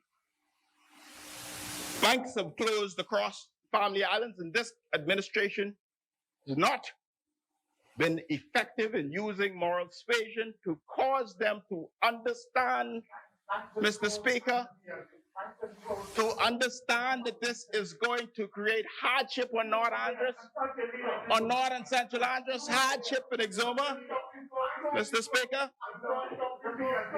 And it is my view that not enough effort was made. Mr. Speaker, this administration engaged in extensive borrowing at high interest rates. Exuma, East Grand Bahama, the At the point. height of East the Grand Bahama. pandemic, Exuma, when the chair says, recognize the member on a point of order, why are you trying to ignore? You're looking at me and you're ignoring me. Speaker, I'm not hearing the member. But you're looking at me. I'm telling you, sit down. Please have a seat, Exuma. Mr. Speaker, I just want to make the members misleading. The members suggest that the government of the day did not attempt to use its moral persuasion to convince banks to remain open in those locations that they had made a business decision that they would close. That is incorrect, because I, as the minister, had discussions with all of the banks involved about this matter and pleaded with them not to close, that they made a business decision. I also caused the Bank of the Bahamas to do a review to see whether they could take up the position by some of these international domestic commercial banks. They looked at it. They did take up the opportunity to go into Bimini. However, in looking, and at a loss, by the way, and looking at the other islands where the banks had withdrawn, they made the commercial decision that they could not support an operation in those communities. Mr. Speaker, we all know the status of the Bank of the Bahamas, and to force them to take up a loss or losing position in these communities is just not something that is tenable. I would say, Mr. Speaker, that this is the genesis of the stand dollar that has been launched by the central bank to ensure that those communities will be able to still have financial inclusion. Thank you, Sean Brown. The member is misleading. And they know. I appreciate the response of the member for East Grand Bahama. I make the point that whatever interventions were made, it has been ineffective because the problem exists right now on the ground in North Andros, Northern Central Andros, and in Exuma. It's a vexing issue, Mr. Speaker. Next, Mr. Speaker, this administration engaged in high interest rate borrowing, notwithstanding the advice at the beginning of the pandemic to access international capital markets early. This administration has failed to make significant advancement on many of the IDB and Caribbean Development Bank projects in the last 4 years. This administration has failed to follow up on efforts to fund major infrastructure projects in the Family Islands. You have failed to break ground in Exuma, even though the plans were left in place, and even though the IDB funding has been in place for the last 4 years. You failed to break ground. You failed to break ground on a much-needed infrastructure. Further, we see subventions of state-owned enterprises. Despite all the tough talk, those subventions have increased even before COVID-19. This administration delayed and then reversed the planned modernization of BPL. They fired Power Secure, and I carried out brief for Power Secure, but at least they had a business plan. Then it followed that they fired the board at BPL. The whole situation imploded, Mr. Speaker. I'm reminding this administration of their many missteps. So when you come in here and you gloat because it's silly season, I want you to remember, it don't have to be this bad. It didn't have to be this bad if you had not made so many tactical and strategic mistakes. You opened the border in July you triggered the second wave simply because of an ill-advised policy. Let's not forget. This administration has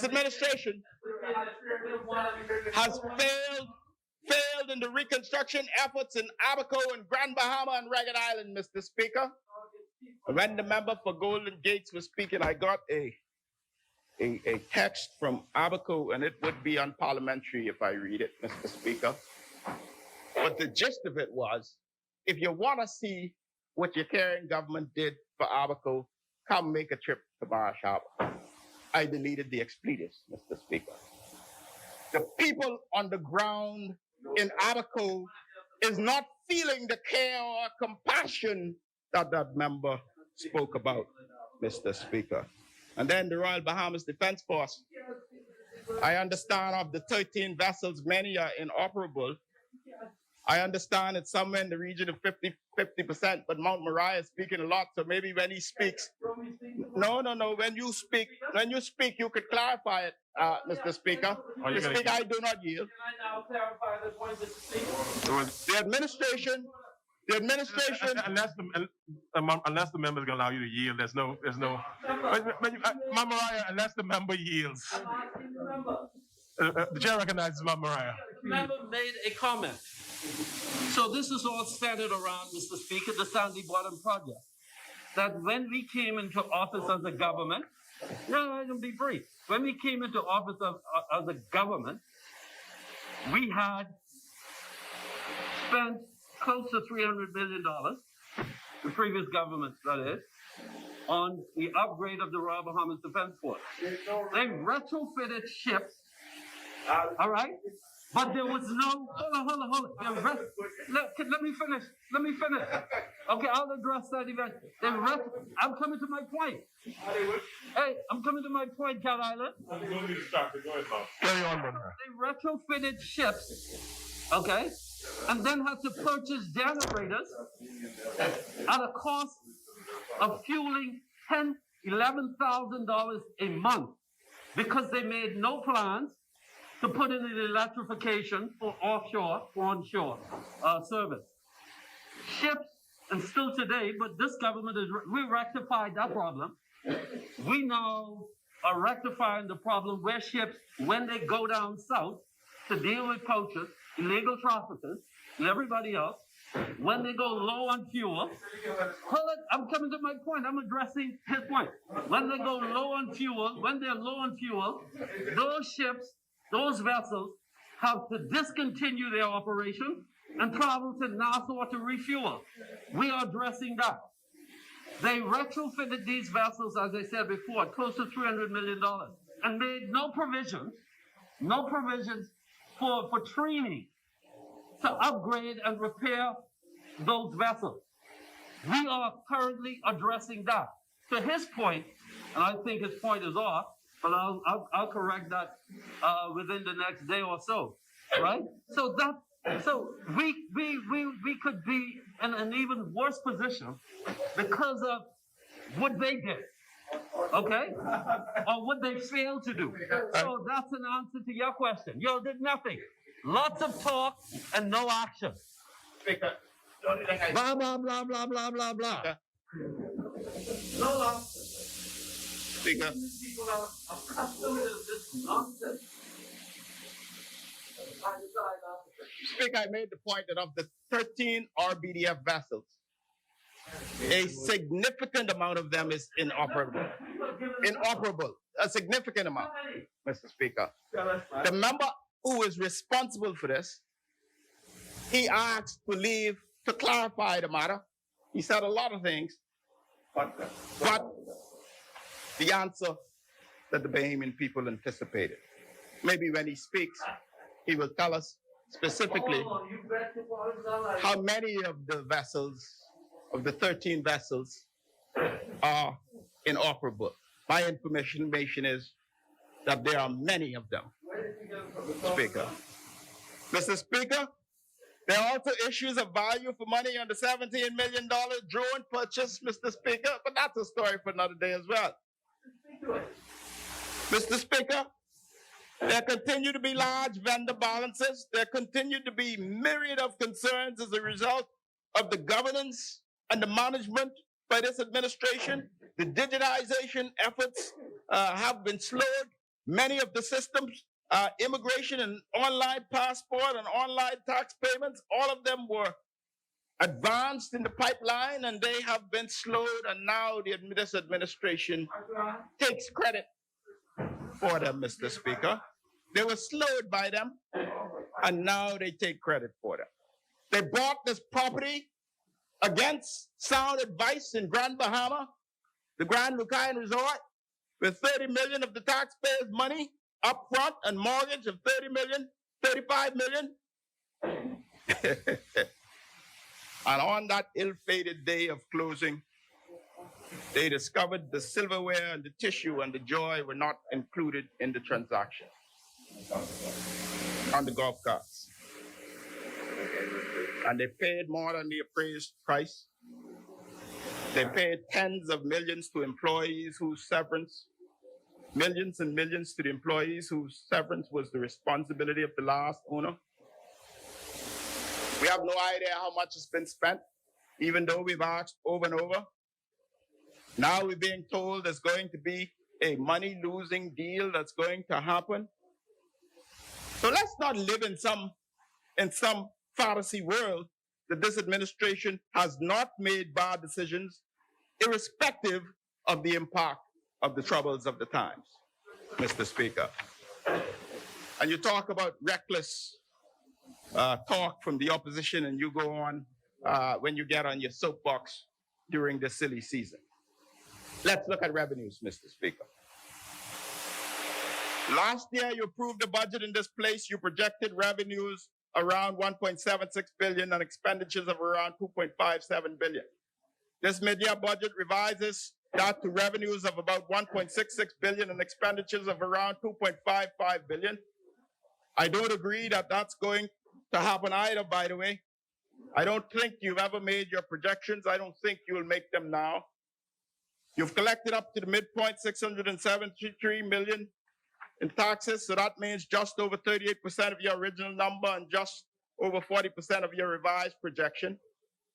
Of the revenues collected, 568 plus million of that were taxes. This means that the tax collection is down by 425 million. Your tax collection is down by 425 million. Government collected 228 million less in value-added tax, 128 less in international trade taxes, 43 million less in excise taxes. List goes on. The snapshot report said the reduction in economic activity and high unemployment conditions adversely impacted the gaming betting activity, with gaming taxes lowered by 8 million. But you neglected to say that you botched and you delayed the implementation of the gaming tax. This is from a government that last December announced plans to implement the tax on gaming patrons' winnings at 5% on winnings up to $1,000 and 7.5% on winnings over $1,000. That was supposed to come into effect last month, so you won't make those projections either. We question the wisdom of doing so. Surely if gaming revenue is down before, then you won't capture the 15 million you anticipate from gaming winnings. At the same time, you're taking money out of the hands of people who probably need it most. The Minister of Finance claims that the extension of the Special Economic Recovery Zone program to December 31st for Dorian reconstruction impacted revenues. One wonders why anyone would project the return of that revenue in the first place, given the slow pace of the Dorian reconstruction, superintended by this administration. Mr. Speaker, I can go on and on in relation to these points that really question the credibility of these projections to the core. The Minister of Finance also said non-tax revenues improved by 9.9 million to 103 million, supported by an increase in rent revenues attributed to the timing of the 11.9 million on an RTEC lease, but my understanding that it's been in place now for quite some time. far as I'm aware, it's an annual payment. But okay. Mr. Speaker, with regard to overall revenue collection, the Minister of Finance said in this place last week, and I quote, "The reductions are largely a result of the reimposition of certain COVID health and safety measures as the country experienced its second wave, resulting in a slower than anticipated economic recovery and consequently lower government tax revenue." That ill-fated second wave beginning in July. Okay, we're finally getting somewhere. The Minister of Finance also said that there was a 17.7 million increase in premiums, fees, and claims due to an $18 million premium on the December US dollar bond. I find that curious that it was listed as revenues. It might be more appropriate to book it as a reduction to interest expense and not revenues. Maybe the Minister of Finance, whenever he comes back, can speak to it and explain the booking of the same. We also talked about similar bookings of the Grand Lucayan Resort. We said the minute you bought for more than the appraised value, you should book some of it as an expense. You booked it as an investment. We also said that you ought to have booked all the operational loss as an expense. We don't know whether that was done, but I'm satisfied to suggest that it perhaps was not. And I would like to point out, Mr. Speaker, how completely offensive and dividing and sick it was to suggest that members of my party supported policies of suffering and sickness and death during the pandemic. Rather than come in here and smear us, they should cause there to be unity. Rather than making absurd emotional arguments, you should try to provide scientific justifications. We've said this over and over, Mr. Speaker, but you did not.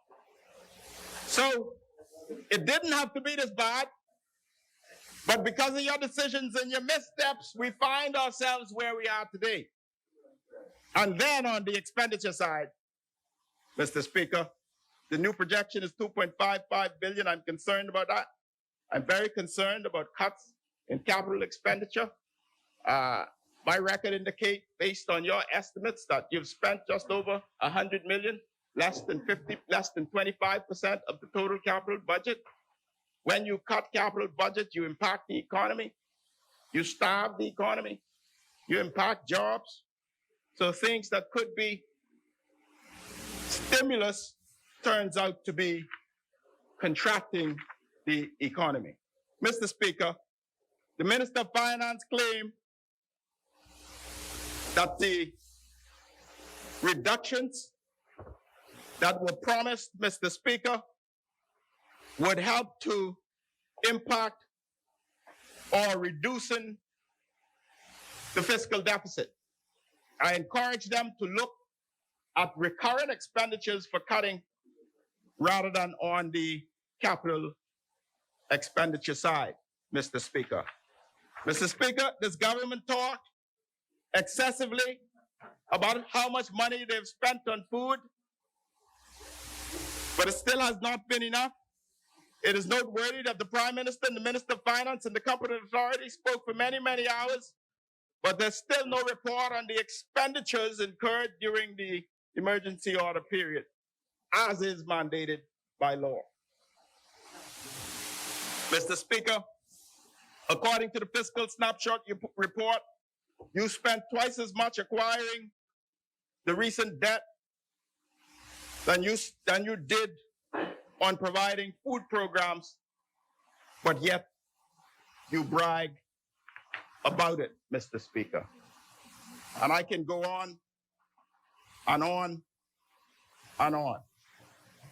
It gives me no pleasure to project that this administration will have a fiscal deficit in the region of $2 billion.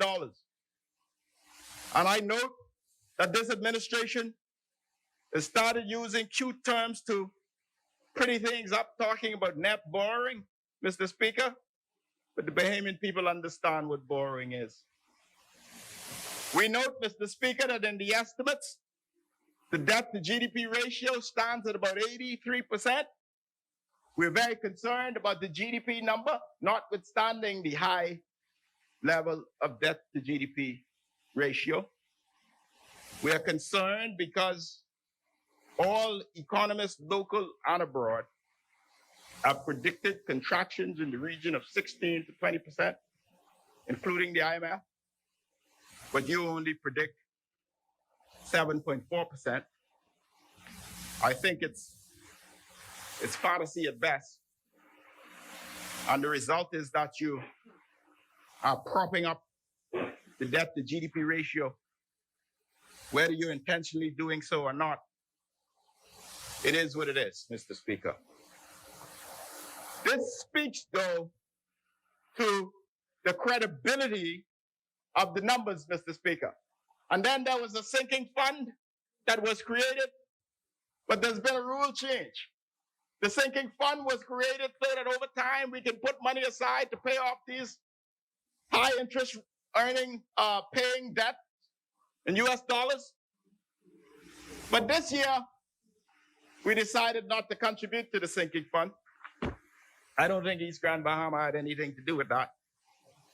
But the bottom line is, Mr. Speaker, that over a period of time, we will find ourselves in a crunch, and we must manage these debt.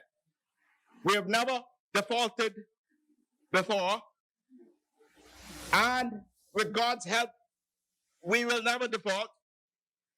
But over the period of time, the creation of the sinking fund was designed so that we would have enough money put aside. But because someone in their wisdom wanted the fiscal deficit perhaps to look a little smaller, they determined that they would make no contribution to the sinking fund. But it is what it is, Mr. Speaker. We promise that once we take over this government, our administration will commit to a complete and thorough fiscal review of everything that we meet in place. We are concerned, Mr. Speaker, and there are people who accused, Mr. Speaker, this government of not telling the whole truth. We are now concerned about the masking of the deficit. And I go back, Mr. Speaker, to the question and my projection that it will be in the region of $2 billion, notwithstanding what this government may say. Mr. Speaker, there are vendors who complain that they haven't been paid. In Grand Bahama in particular, the minister, then Minister of Disaster Preparedness, talked about needing $13 million. I only see $8.8 million additional allocation to that ministry in the mid-year budget, not the $13 million. And I do hope, therefore, that you're paying your arrears. I feel for the member, the member for Central Grand Bahama, who has now moved on. I congratulate him, but he wanted $13 million to cover the arrears, and he's only got $8 million, Mr. Speaker.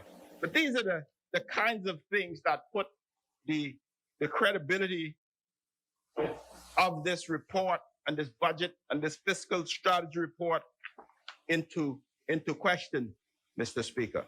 I talked before about the projections and how, Mr. Speaker, we're projecting only a 7.4% contraction when the international bodies and economists project a 16 to 20% contraction.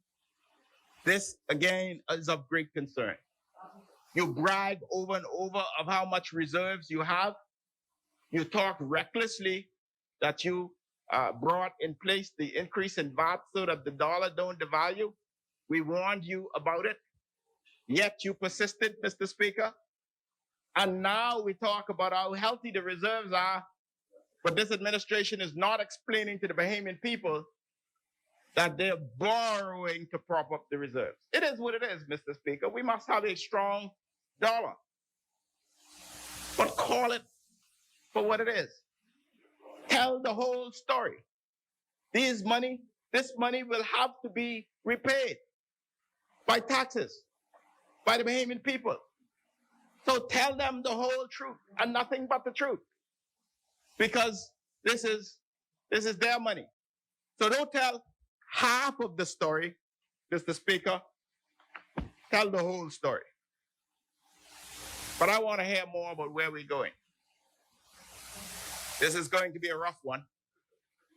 I have requested specific reports through the Treasury Committee. These reports have not been forthcoming. I've requested reports as it relates to the bank overdraft. I've requested reports in relation to projections of cash over the next 6-month period. These will tell the true story. I love your pictures, but I think the Bahamian people want to know the full impact of your decision and how it will impact them. So we want to hear your strategy for the future. This fiscal strategy report is devoid of strategy, I'm afraid. Before I wrap, Mr. Speaker, I want to talk a little bit about my beloved people of Exuma.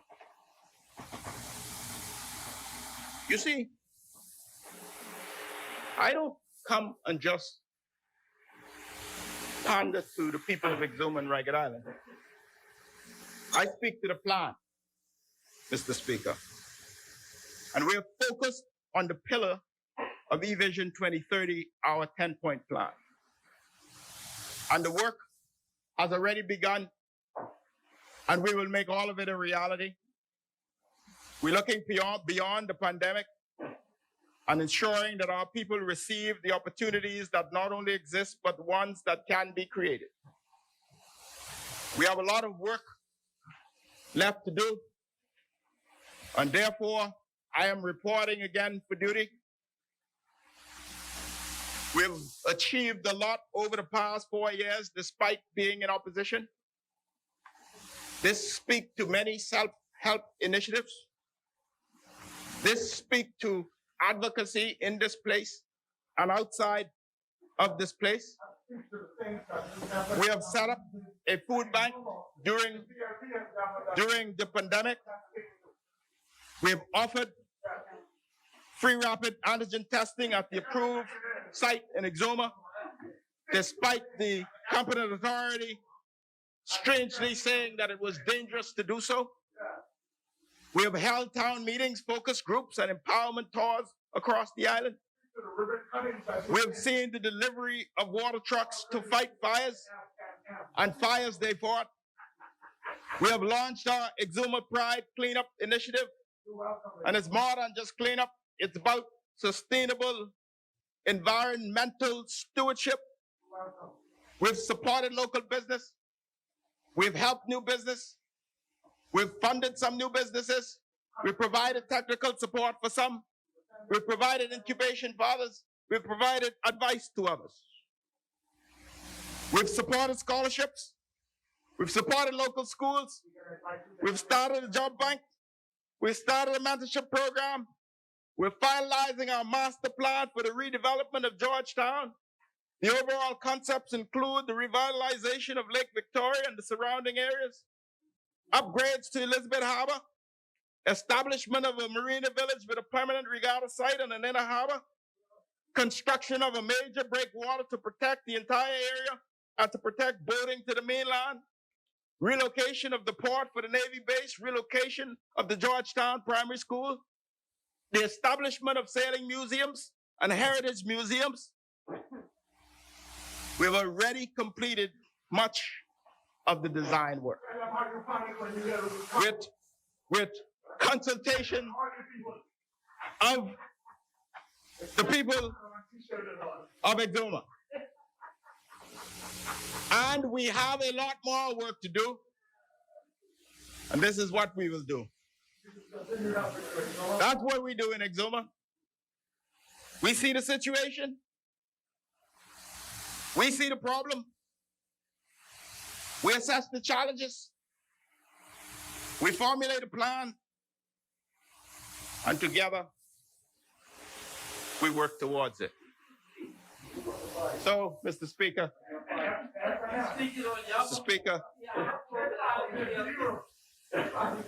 this work will continue.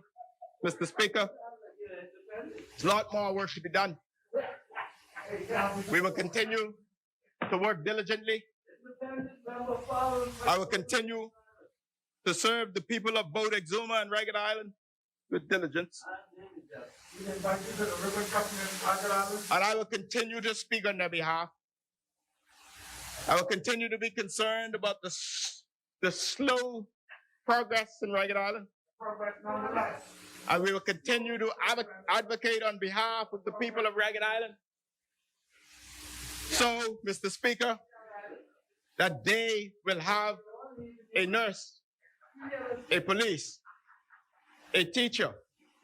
They will connect to the grid that was put on the ground, and they will benefit from it.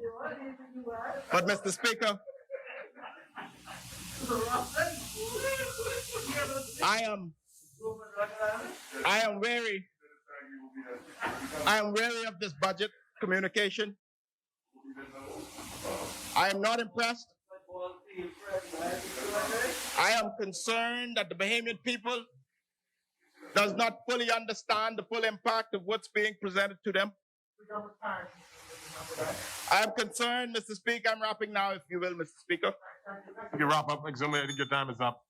2 minutes ago, so I'll give you another minute. Thank you, Mr. Speaker. Let me just say, I am wary of this budget. I'm very concerned. I'm concerned by this visionless, inept, incompetent, outgoing administration and the decisions you make.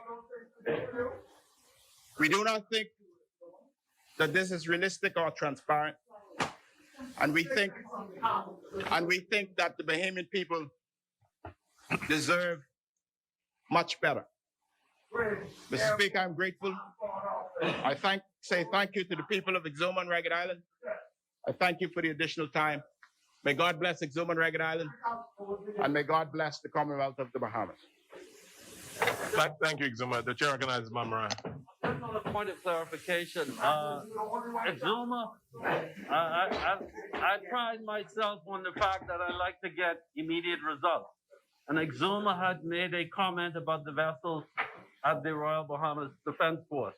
Just an update.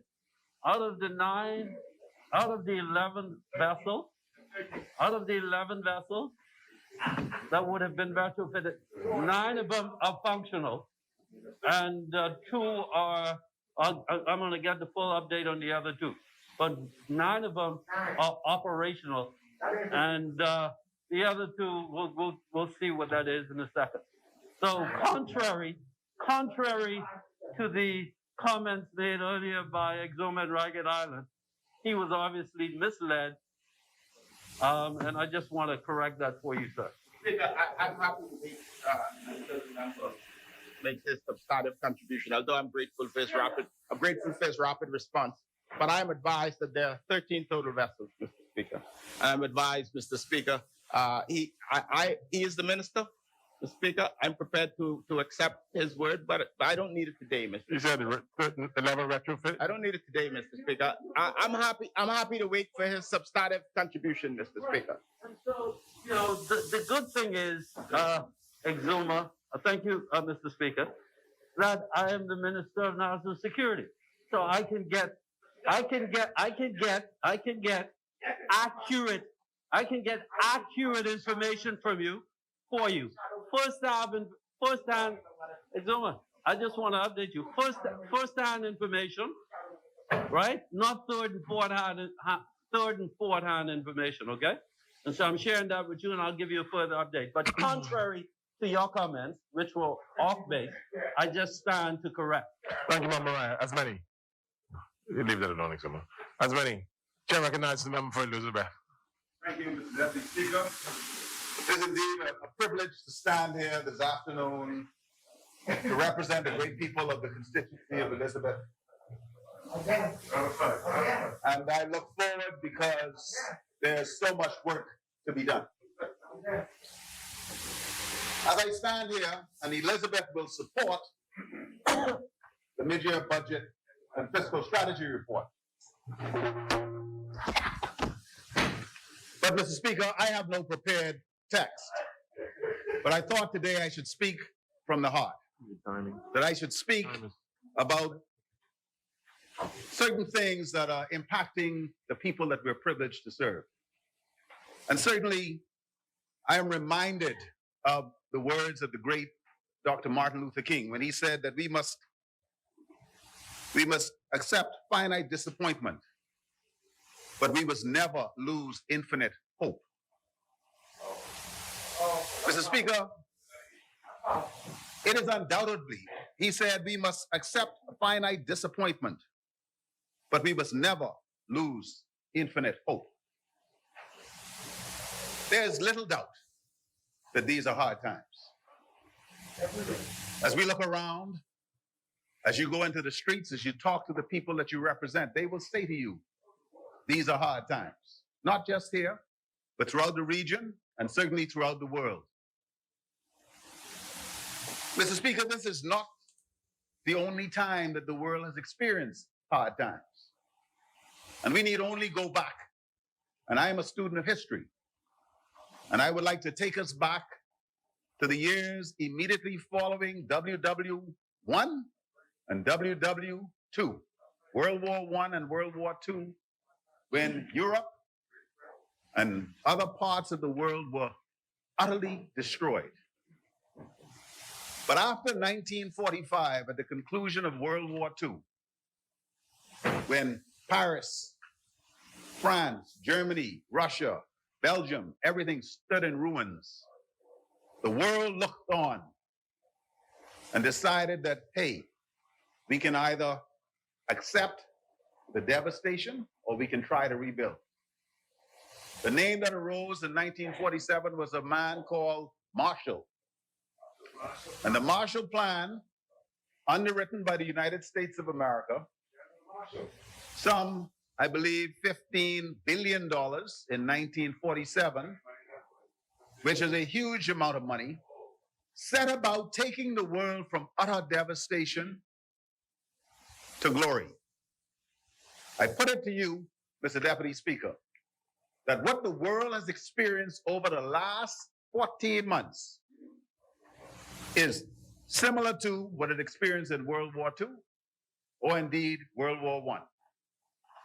And so what the world needs now is another Marshall Plan. What the Bahamas needs now is to understand that we can focus on what is wrong,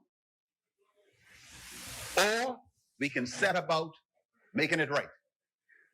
And I would like to suggest today to my colleagues and to the people of this country, and in particular the people that I serve, that, you know, if you can't fly, you could run. If you can't run, you could walk. If you can't walk, you can crawl. But you must never, ever give up. That's another Martin Luther King statement. You got to keep moving. Mr. Speaker, what should the Bahamas do right now? I think we need to look at the resources that we were given by God. That's our sun, our sand, our sea, and our people, our culture, our music. Let us focus on those things. Let us invest in our people. People have been looking for oil. Let me stand here today and say, this member of parliament ain't on that run. If the oil is not on the land where it is not going to damage the aquifers, the water table, leave it alone. Leave it alone. This particular member of parliament ain't on that run.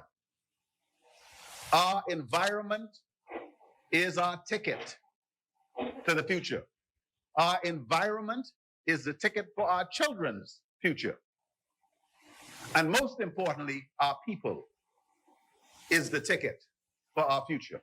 Our young people and their education, ought to be invested in.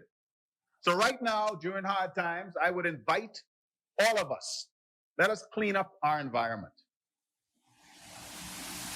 If everyone before their doorstep swept, the village would be clean. So we can all take a broom, we can all take a rake, we can all get a few garbage bags and clean up our environment. I look at the downtown area, particularly east of East Street. I think it is time for us now to seriously consider the type of regentrification, and I know that's a cuss word in some people's minds, but the improvement of our downtown area to bring it back so that it can benefit the people. We are now investing in perhaps one of the single largest cruise ports. It's a huge investment. But what happens when those people come off those ships, when they start to come back? Let us give them something to look at, to marvel at. As they go up the hill in the Royal Victoria Garden now, where there's work taking place, we see the demolition of the old post office. We are watching the transformation of downtown New Providence, downtown Nassau. And it is difficult during hard times to imagine why should we be doing these things. Again, we must accept finite disappointment, but we must never lose infinite hope. Mr. Speaker, I want to change directions a little bit and talk about my journey with COVID. To date, COVID-19, which was discovered at the end of 2019, has devastated the world, has devastated the world economy. There have been some 114,800,000 confirmed cases. 2.5 million people have died. What is interesting, however, is over the last 6 weeks around the world, the number of cases of COVID have plummeted. In the United States by 60%, and the United Kingdom by about 50%, all around the world. Why is that? Some people say it's the vaccine. Let me stand here today and say it is not the vaccine. It is, as I said in my last presentation, mitigation, medication, and vaccination. When you look at mitigation, people have learned that they got to wash their hands. People have learned that they have to wear their masks, that they have to sanitize, that they should stay away from each other, stay out of bars, stay out of indoor dining, etc. Now, let me be very clear that the decreasing level of new cases, and if you look at the peak, in January, there were some 750,000 new cases per day, now down to 350,000 cases per day around the world.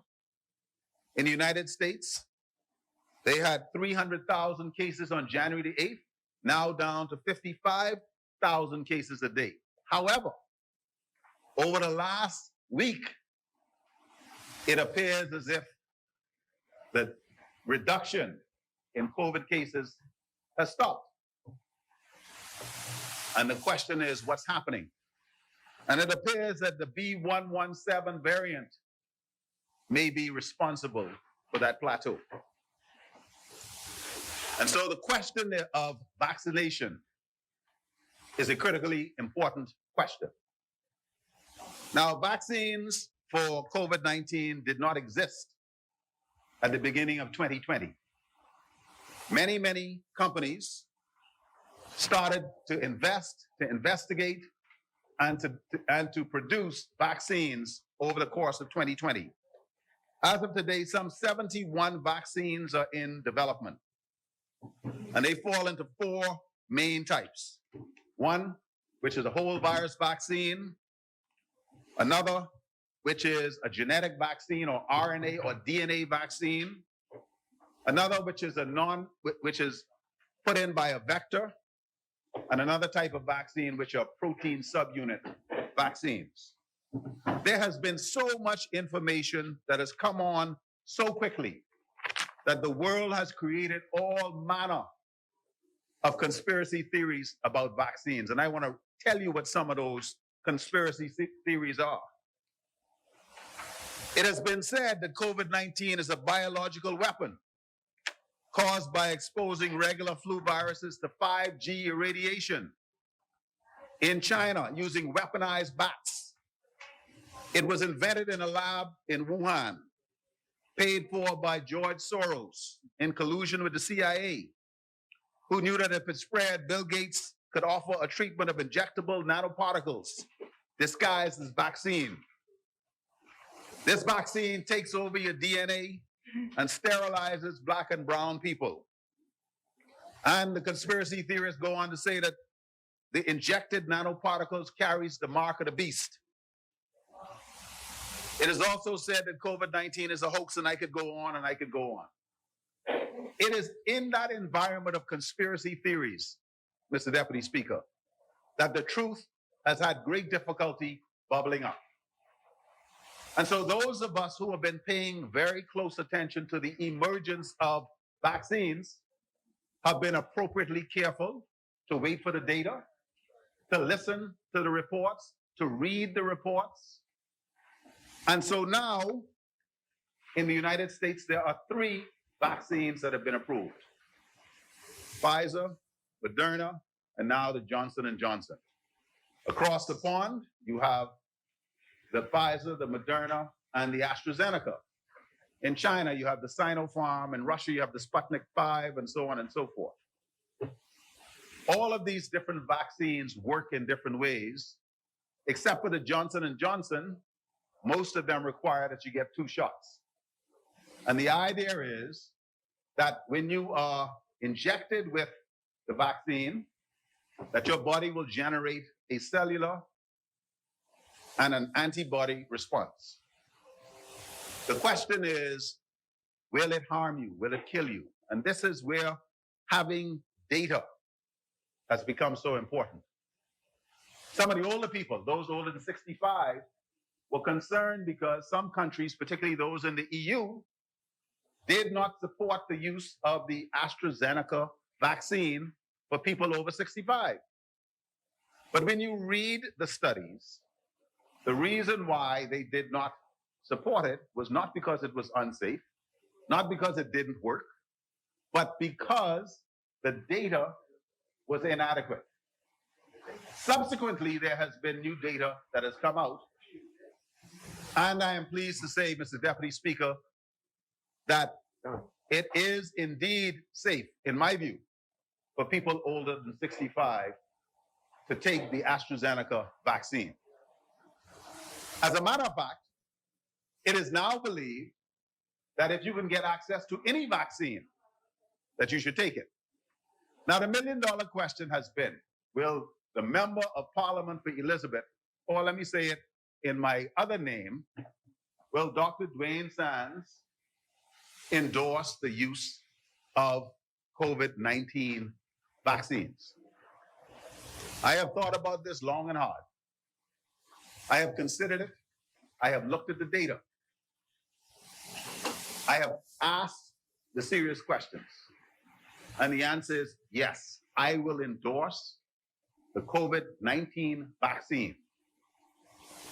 I believe that as we get further and further out, that there will be more available vaccines.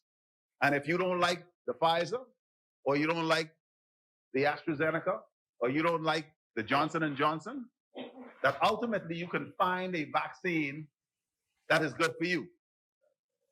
But right now, you got to go with what you could get. Not go with the best. Go with what you could get. Because you will not be able to get on the regular market any vaccine that you want. Because you only have 3 that's approved in the United States and a couple in the UK and in the European Union. There's, as of today, and I stand to be corrected, the honorable member for Bamboo Town is not in the precincts. I am not aware that we have any vaccine in the Bahamas. But Many people are concerned because of all of the conspiracy theories that they have heard. Many people have been concerned because they have heard the Honorable Member for Elizabeth express reservation. And I will continue to look critically at data. I will continue to evaluate every bit of information that we have on these vaccines, good and bad, because I believe people are entitled to education. And if nothing else, what we should be doing right now is educating people. Do not ever, Mr. Speaker, Deputy Speaker, dismiss a concern that a person may have, because that concern is based out of information that they have, fears that they may have, bona fide understanding of information that somebody with credibility has told them. Bear in mind that they may have heard one of these rumors that I just went through painstakingly to suggest that perhaps these vaccines may not be what they are set out to be. But I do not believe that if you have 71 different companies making different vaccines of different types with different structures and different molecules, that they are all in collusion and all attempting to harm. Now, what is true is we do not have enough information. So pregnant women, we don't have enough information. Children, we don't have any vaccines for people under 16. And in some cases, people under 18. We believe that the vaccines that are available are safe for women of childbearing years. But as we get more information, I think it's going to be very important for us to share it, to have fora where people are able to come in and have their questions answered. And so, Mr. Speaker, the Bahamas should look forward to the arrival of the AstraZeneca, the first vaccine.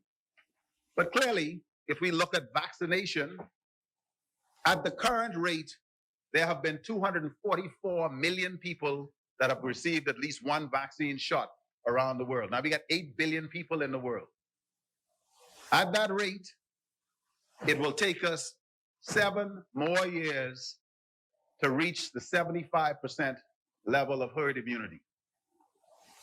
And so, the message that I would like to leave everybody with is now is not the time to let your guard down. Now is not the time to take off your mask. Now is not the time to start having indoor parties. Now is not the time to say that everything cool. You see, Mr. Speaker, what we need to do is to figure out how the Bahamas is going to emerge better, stronger, more resilient. At the end of COVID, at the end of Dorian, and at the end of this fiscal shock that we have experienced. As we look to 2021 and beyond, we should ask, how else can we make this country better? I would say, Elizabeth would say, that we have to enact, we have to enforce, we have to empower the Freedom of Information Act that we have talked about for so many years. That we should double down on transparency, that we should make sure that every single Bahamian is aware of what we're doing and why.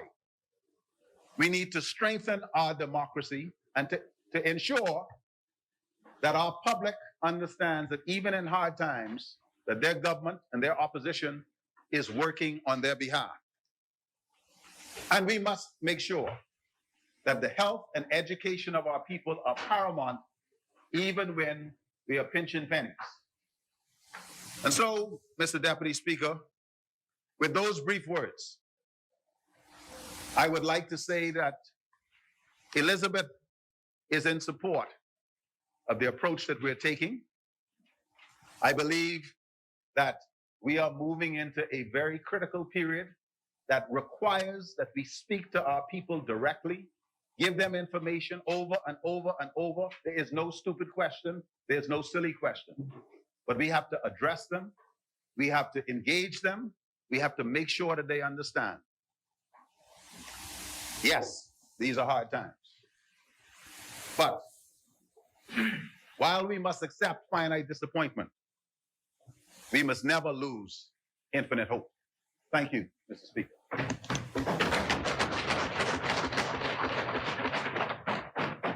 Thank you, Member for Elizabeth. As many. The chair now recognizes the member for Centerville.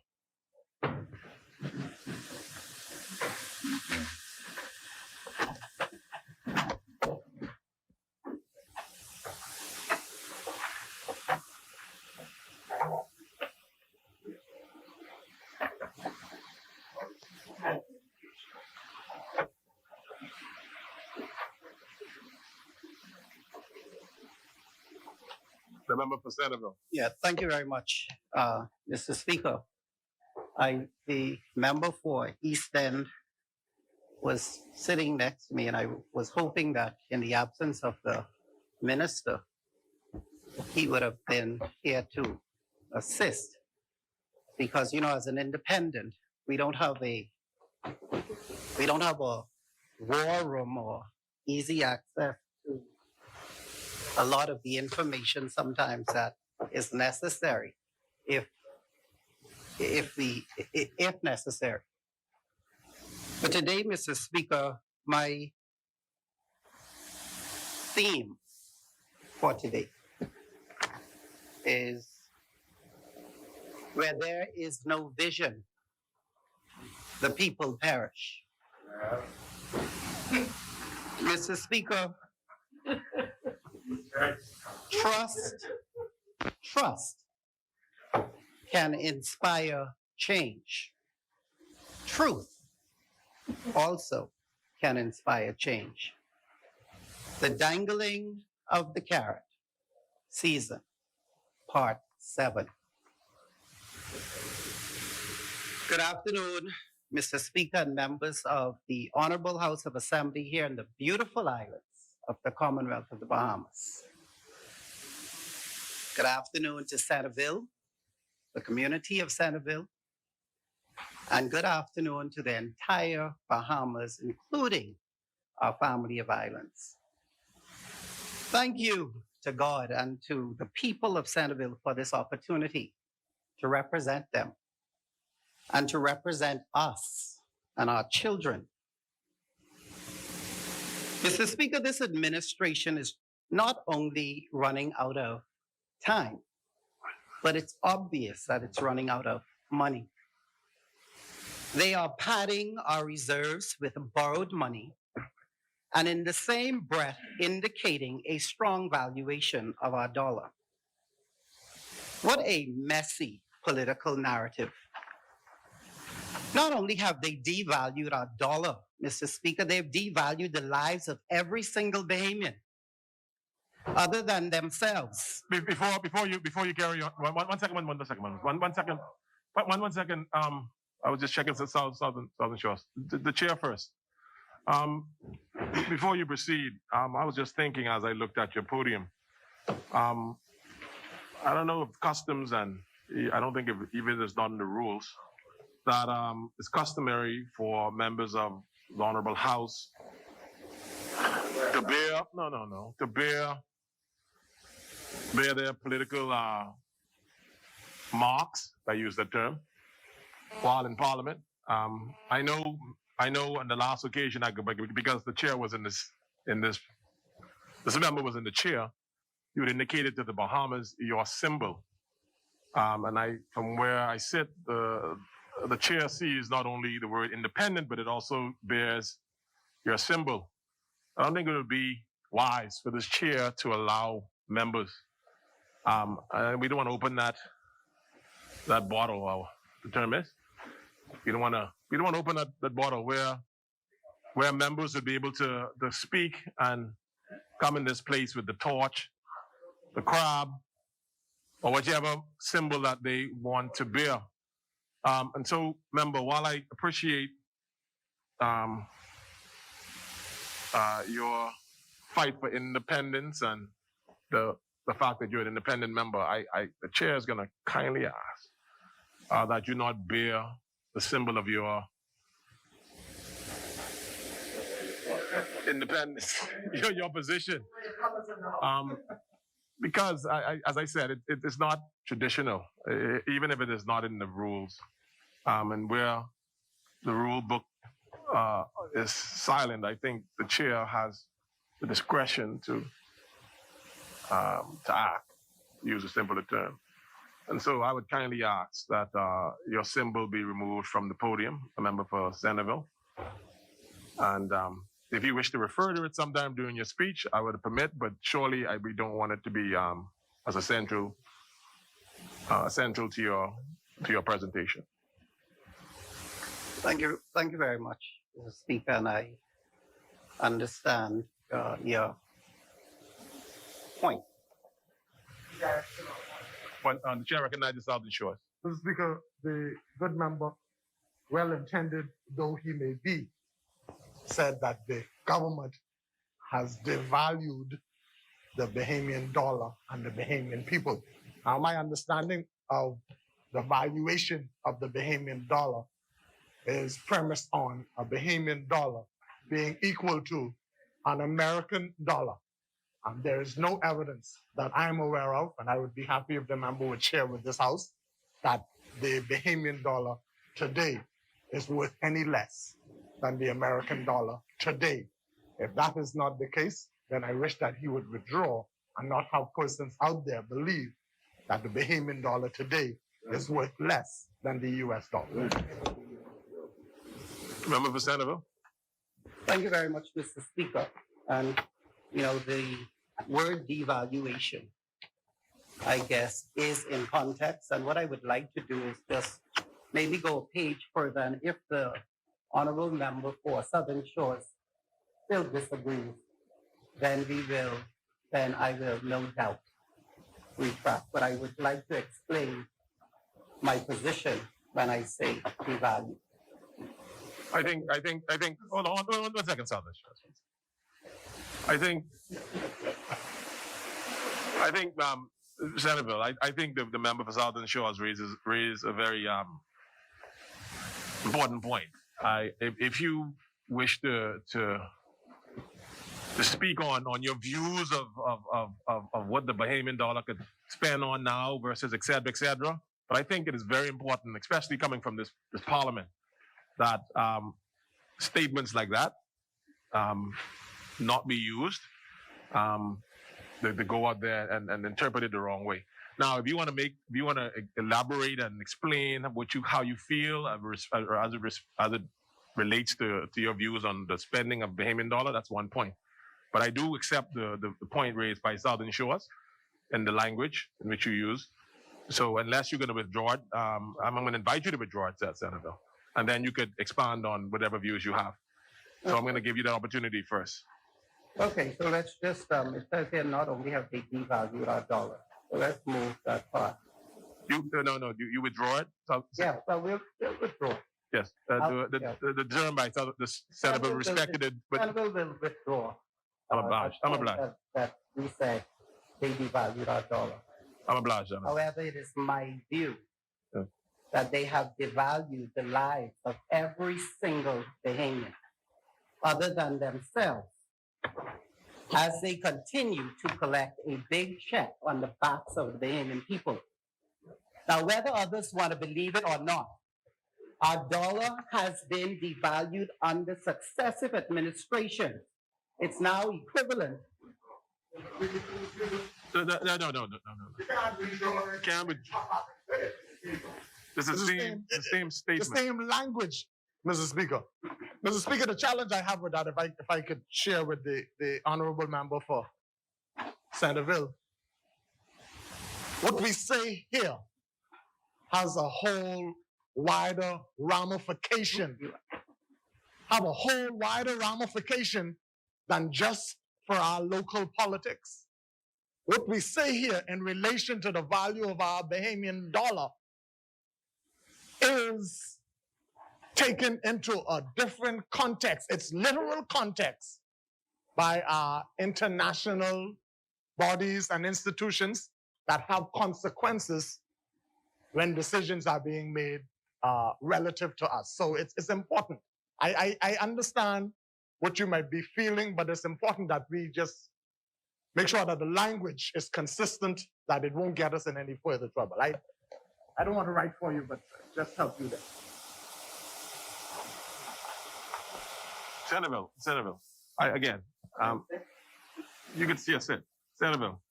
I think I was very clear, and I think the member of the Southern Shores reiterated what I said. You don't withdraw, and then you come right back in the next sentence and say the very same thing. I advised you, and respectfully did, that you could make your point without using those terms, because it could very well, as Southern Shores has indicated, a clip could be taken all around the world, and it has serious connotations. I know you may want to make and I say it again, a political point, but we have to be careful of the ramifications. Now, before I'm even actually withdraw it, the chair is going to ask that the statement, the term used by the member for Centerville, be expunged from the records of any expression of this government or any previous governments causing the Bahamian dollar to be devalued. Carry on, Centerville. Thank you very much. I think the concern is the fact that I am speaking to devaluation when maybe in its context we must refer to the buying power of the dollar. So our dollar, Mr. Speaker, in my opinion and my view, is now equivalent to 22 cents, based on a debt to GDP of about 78%. So it means that 78 cents of every dollar earned must go toward paying our debt. And so basically, if we're not going to speak to devaluation, I guess we can speak to buying power. Thank you. You see the difference in that, Senator? If that context would help. That's a better context. I'll accept that. That's the way Centerville sees it. This buying power position to me,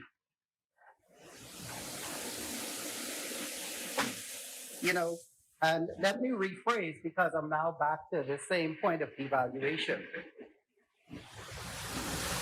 But to me, I believe, and in my opinion, I believe we exploit our reserves just to get another loan that we still have to end up paying for. The people of Centerville and the Bahamas, Mr. Speaker, can see devaluation in our bank account. We can see it in our lifestyle. We can see it when we go to the grocery store. Businesses, Mr. Speaker, can see devaluation in their profit margin and in the fact that they have to close. Our households, Mr. Speaker, and you can ask households in the Centerville community or around the country, can see devaluation in our cupboards and in our refrigerators. So let's not play around with the words. And guess what, Mr. Speaker? It's a little different for our politicians. Mr. Speaker, our politicians take home $7,000 on average a month. On average. On average. The people. What the point on point of order. Southern Shores. Mr. Speaker, we have the Honorable Senate, whose salary, I believe, is somewhere in the area of $16,000 a year. 12, I think it's 12. 11,000. Okay, 12, let's round it off at 12. That couldn't possibly be $7,000 a month. We have members of Parliament who make $28,000 a year. That couldn't possibly be. I know my arithmetic ain't that, but and they are in the majority. So even if there were to be an average, I'm not sure that that would be the average. Now, if the member is saying the members of the cabinet, he may be more correct. That is why I bought a pen and a paper, because I really believe that the Bahamian people need to understand where I came up with this amount. I'm not talking about the Senate. I'm talking about here in this House of Parliament, members of Parliament. Okay. Right? And all members of Parliament all F&M members in Parliament, they, on average, take home $7,000 a month. My people in Centerville is getting 83 cents. This is not fair. Now, the member for Anderson said she would take a reduction, and I agreed with her because of the challenging times. Now, if anyone wants to dispute the fact that members of Parliament, F&M members of Parliament, they are taking home $7,000 a month versus the people of Centerville getting 83 cents. Now, how do I know they get 83 cents? Well, it's the additional $100,000 that we are given to help the constituents. And you divide that by 12, you end up with 8,000, and you got 10,000 constituents. You got 80 cents. So if anyone wants to stand on a point of order to speak to the difference, see, so there's no need for them to be creative about anything. Chair recognizes on the yielding of Senator Mariah. I understand my good and honorable brother from Centerville and the point he's making in respect to the 83 cents. But I think it's important for the people to know that, and Centerville, I think you ought to be clear that 83 cents, as you would have deducted that is not a salary. And so you, in essence, then Centerville is comparing apples with oranges. Because the 83 cents, as he would have interpreted it, he would have taken, and correct me if I'm wrong, Centerville, or I don't know if it's the registered voters or the total amount of persons in the constituency of Centerville, and you would have divided that by 100,000. Yes? Thank you so much, Mariah. When I sit in this seat, I cannot debate. Sometimes I wish I could. So one second, Byron Rich. Sometimes I wish I could, because the point raised, and I say this again respectfully to all members, especially when you come to the House and you make these statements and then you say you're supported by math and etc. I think it's the chair would rule that kind of misleading Parliament and the Bahamas with respect to the numbers, because by your own admission, your calculations and your numbers were off. And so I'll let you respond, right? But I think you have to be careful, especially when you this is an honorable house, honorable members on both. I know you recognize specifically F&Ms, but all of us are your honorable men. And while we can appreciate what you are trying, and women, I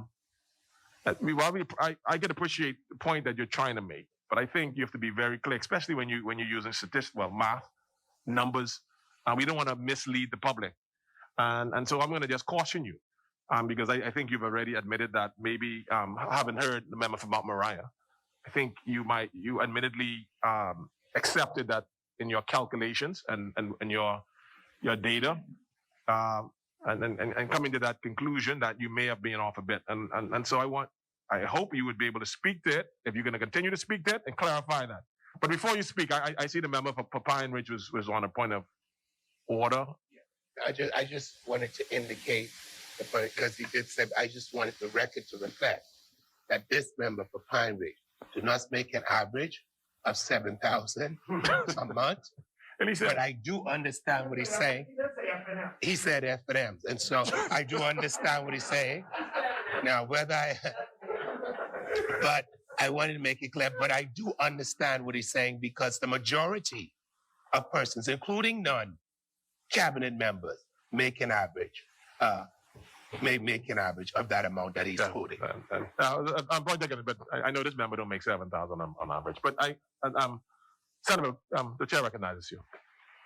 Okay, thank you very much. Mr. Speaker, I understand what my good family indicated. He said that is not salary.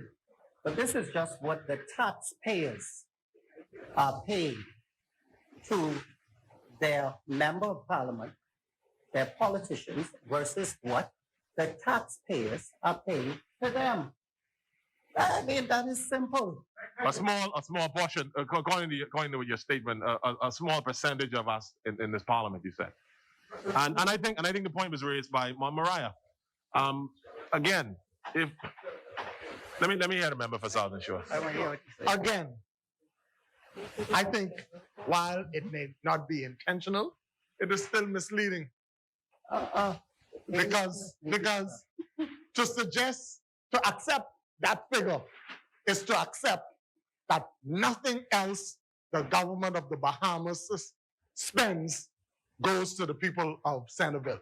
It's to suggest that none of the $219 million in income replacement support went to anyone in Centerville. It's to suggest that none of the $30 million from social services went to anyone in Centerville. It's to suggest that none of the $40 million that went to the Food Distribution Task Force went to anybody in Centerville. If you include those figures and revise those figures, that 83 cents of which he speaks can't be it.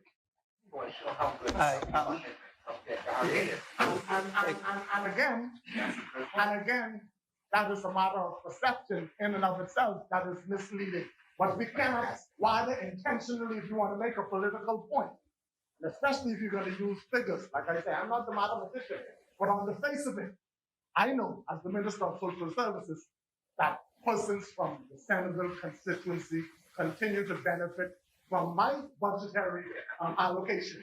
And so to accept that they only get 83 cents is wrong to me. If there's a point, make the point. I don't think that point, I think that point is very much. Thank you very much, Mr. Speaker. So basically, Mr. Speaker, on average, as I would have indicated, it is what I know it to be. Out of the 100,000, if we extrapolate, my constituents, if you round it off to 10,000 of them, 83 cents is contributed to the development of 83 cents per person, the development of the area and themselves. And what Centerville, I don't need Centerville. Again, we're not going to spend the night on this. The chair is ruling that your statement is misleading. You accepted the member of Mount Moriah statement without even having consideration the Southern Shores and the chair's position. All right, you could make a point, and you could even make a political point, but the chair is not going to sit here and allow you to project to the Bahamian people, especially when you're going to use numbers and statistics and allow that to happen. Now, I'm going to invite, and the chair's going to invite you before it makes a decision or make an action on this. That's an action. Carry out something that I hope and I don't want to do. Right? I don't want to do a Centerville. I'm going to ask you to withdraw the statement, withdraw the chat, and you can make a political statement. Okay, withdraw what statement? The statement that on average. So then, if you can, tell me how much Centerville got then. You tell me how much they got. One who asserts must prove $100,000. It's misleading. He's talking about some other stuff Let me that have we the don't good number. see. Let me have Where's the good it in the number. roads of Sanibel? Can't see it. Where's You it in the don't wanna houses see. of Open Sanibel? your eyes. He is not. You living can't up see to it. what You he don't want to wants see do. it. You can't see it if you don't want to see it, Sanibel. It's there right in front of you. Sit down, please. The chair, one second. This is the ruling of the chair. We're gonna expunge from the records all of the presentation from the member for Senegal as it relates to the statistical charts and the statistical presentation as it relates to his members, Senegal, his constituents in Senegal, comparing it to the members of this honorable house. Carry on, Senegal. Thank you very much. You know, it's always good. I don't know where the substantive speaker is, but thank you very much, Deputy Speaker. Senator, hold on one second. I said thank you very much, Mr. Deputy. Oh, Mr. Speaker, sit down a second, Senator. Don't try that. Listen, don't try that. When I sit in this seat, I try to be as fair as possible. And I'm going to continue to be as fair as possible. Great. And I allow you, Senator, to speak, and I suggested to you that you could make political points, but I cannot allow you to make points that are not supported by the rules of this House. And any little sly, clever way, in my words, that you want to refer to this particular presiding officer and his decisions, has to be done in an honorable way. And I'm not stupid, and then members of this honorable House are not stupid or ignorant, to use a better term. So don't refer to the substantive speaker, et cetera, and don't expect me or other members of this House to be insulted by that.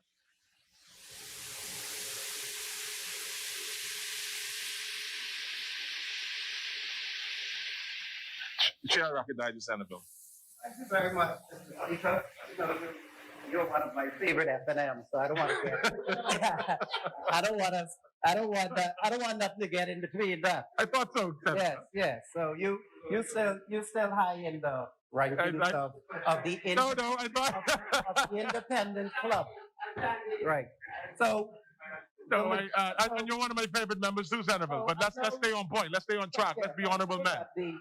I know the comparison of what we get versus what others are feeling might have been an issue, and that's just what it is.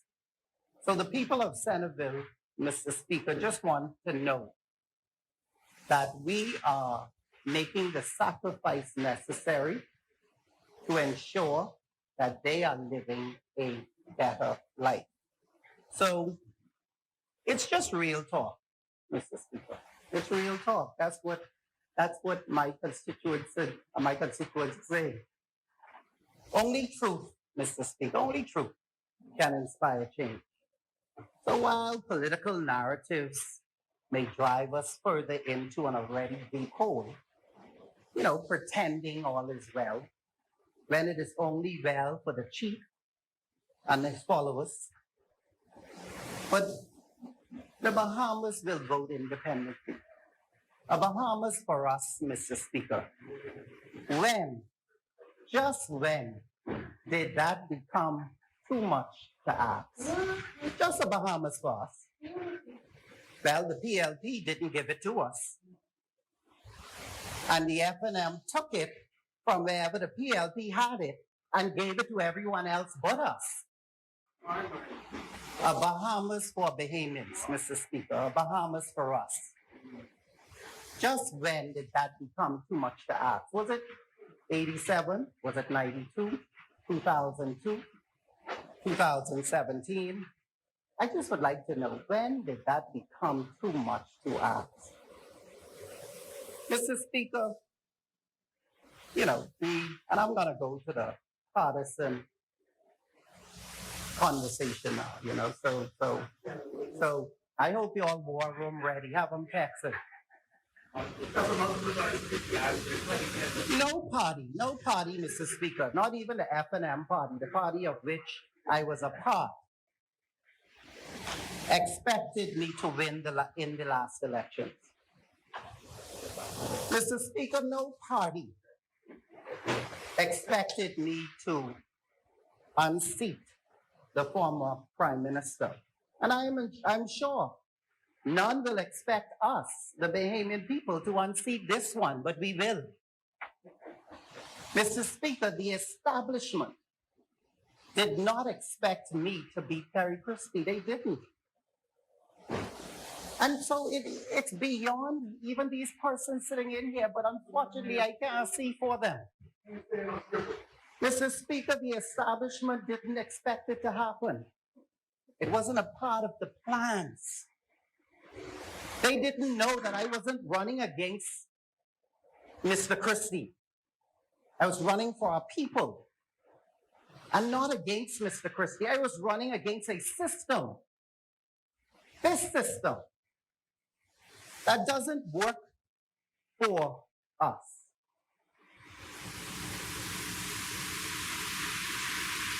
It wasn't working, Mr. Speaker, for the people of Centerville.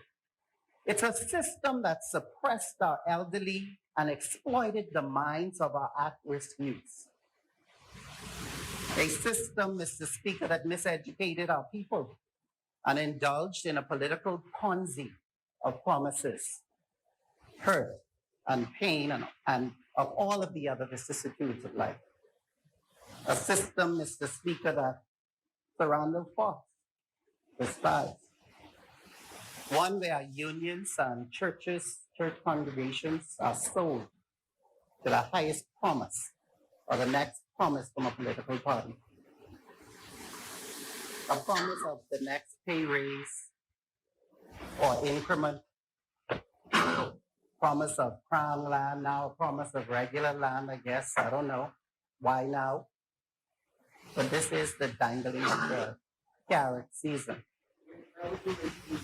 And Exuma did an excellent job today on the presentation. I just want to congratulate him on that because, he really went into the technical. He sounded like an accountant. I was very proud of that.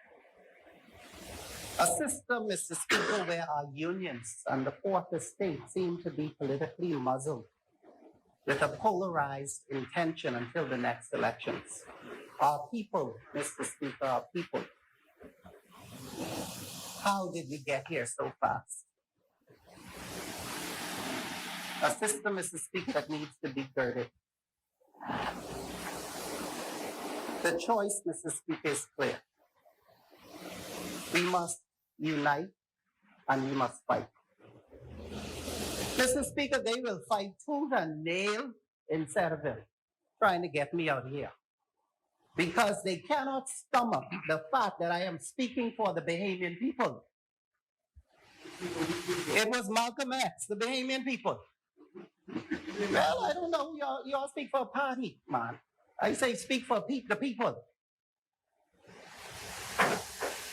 I think it was Malcolm X, Mr. Speaker, who said, if your support or weight behind a political party, you throw your support and weight behind a party.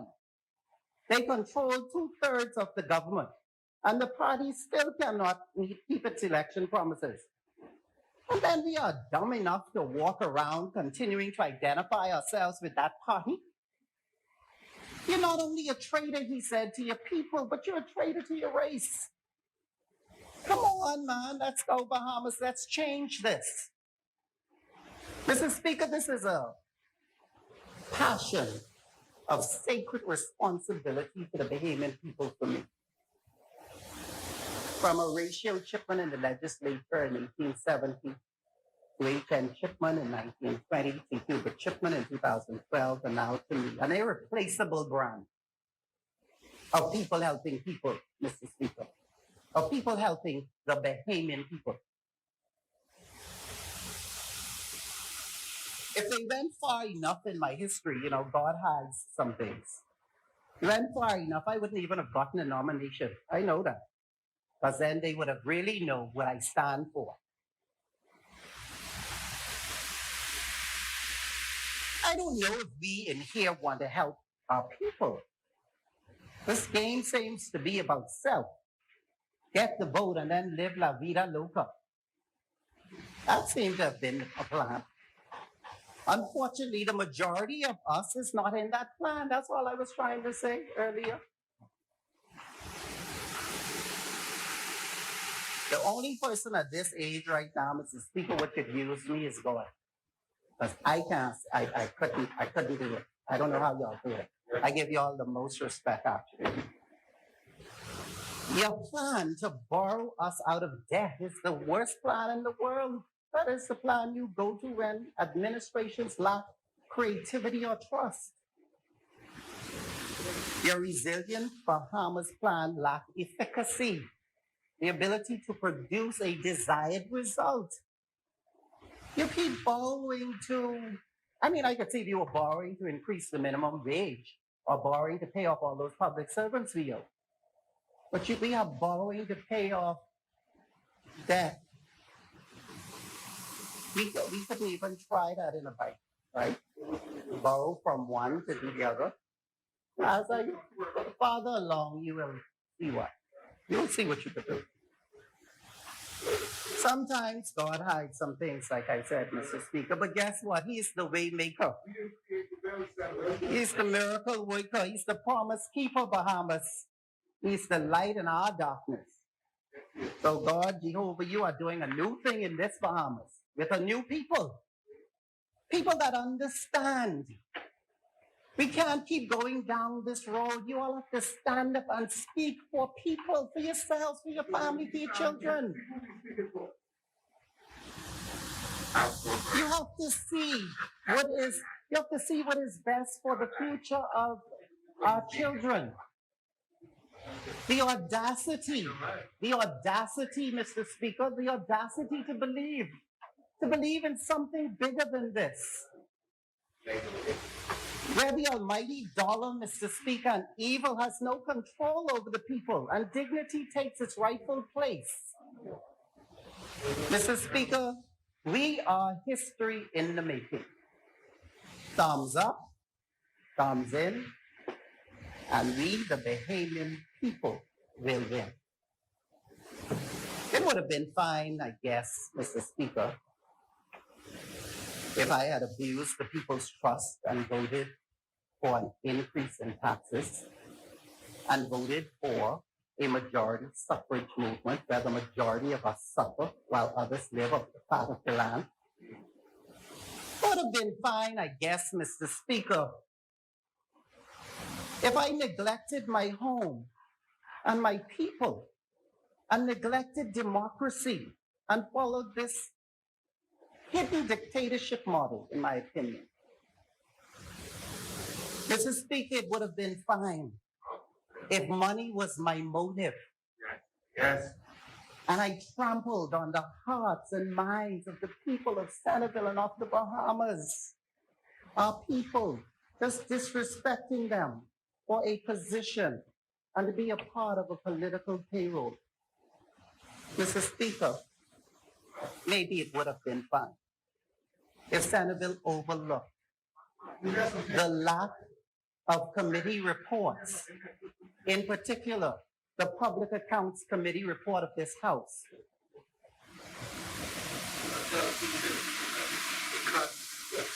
Since the chair recognizes the member for Mount Moriah. Members, when you're referring to members, I know a lot of us in here is family, right? But Centerville, yeah. Mr. Speaker, I think it's important for people to know that many of who are sitting in here today, in the Honorable House, would have taken tremendous and power to be here. And so I speak for me as the member, as the member for Mount Moriah, that when I decided to enter frontline politics, my commitment was to serve the people who would have elected me to be in this honorable house. And I think I can say the scene. Well, other members can say the same for themselves. And so I just want the member to be clear. And to be clear. Because this is, I mean, we're talking now about impinging on people's character and integrity. And we need to be clear. Because this is very personal to me, Mr. Speaker. And I take this very seriously. And so I just want the member to clear up what he is saying, because he seems to be suggesting certain things. He's not coming out and saying it, Senator Bill, but just by inference, it seems to be suggesting something that's very disparaging, and that it impinges on the character of those of us sitting in this honorable place who would have made a commitment to serve. Because I have been serving all my life, okay? And I have made tremendous sacrifice and tremendous cost to my family, economically, and to all of those around me who are near and dear to me. And so I just want the member to be a little clear, right? Thank you. Member for Centerville. Carry on. Member. Thank you very much, Alvarado.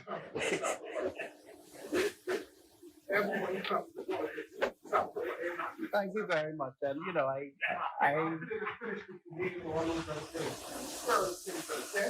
The members, the chair recognizes member Centerville. it would have been fine.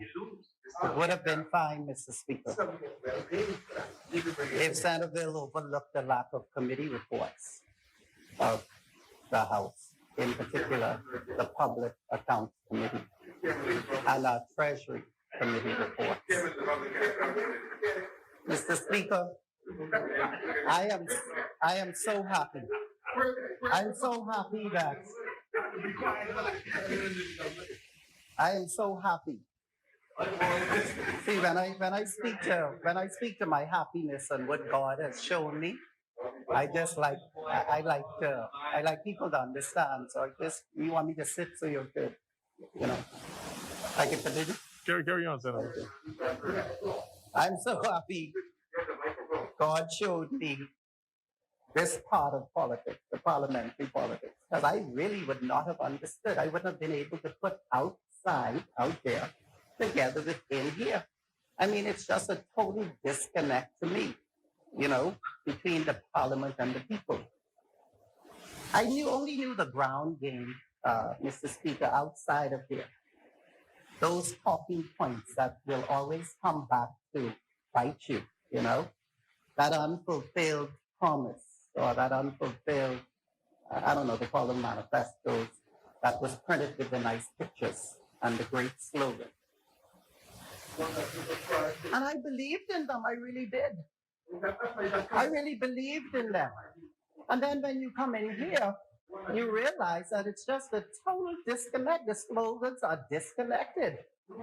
It's the people's time when you're out there, but it is not the people's time when you're in here.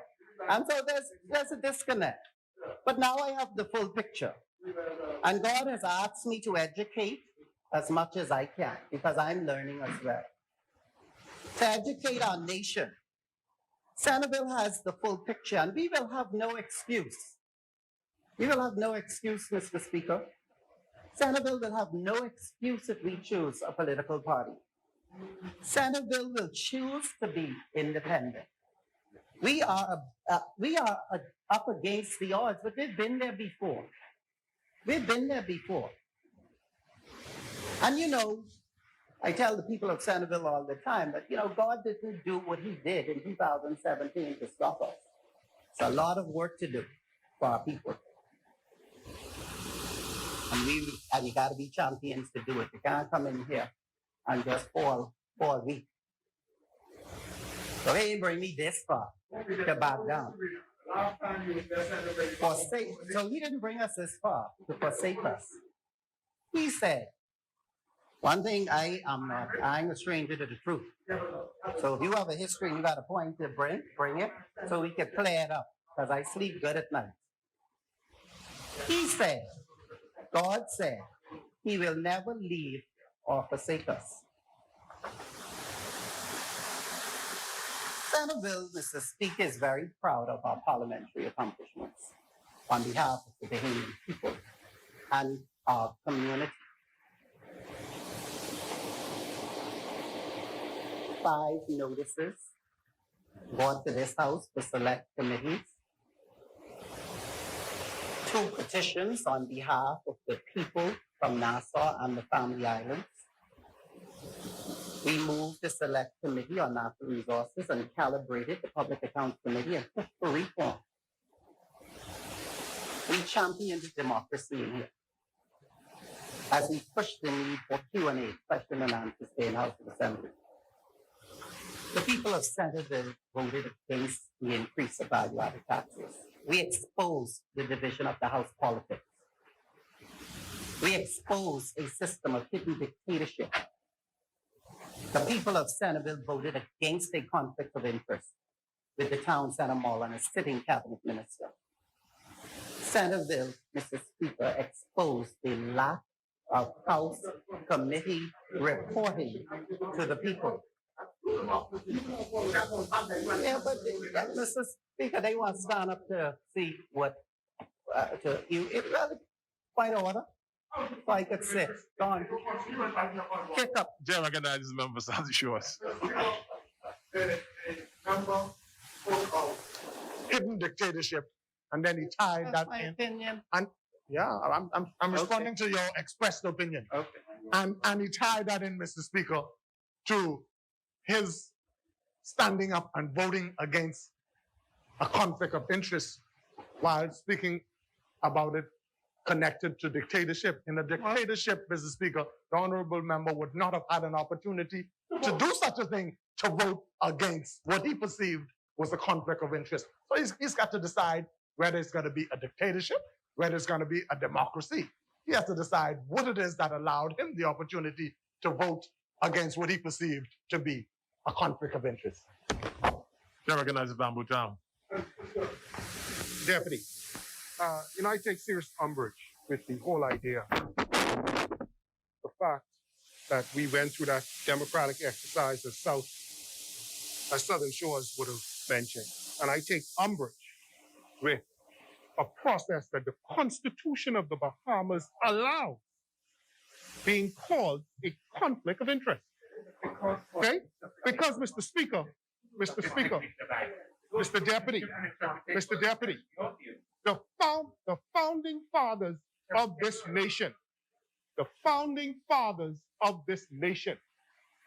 put in our highest law, the Constitution of the Bahamas, the right for any member of this House to enter an agreement with the government of the Bahamas, provided he declares and the members of this House agree to give permission.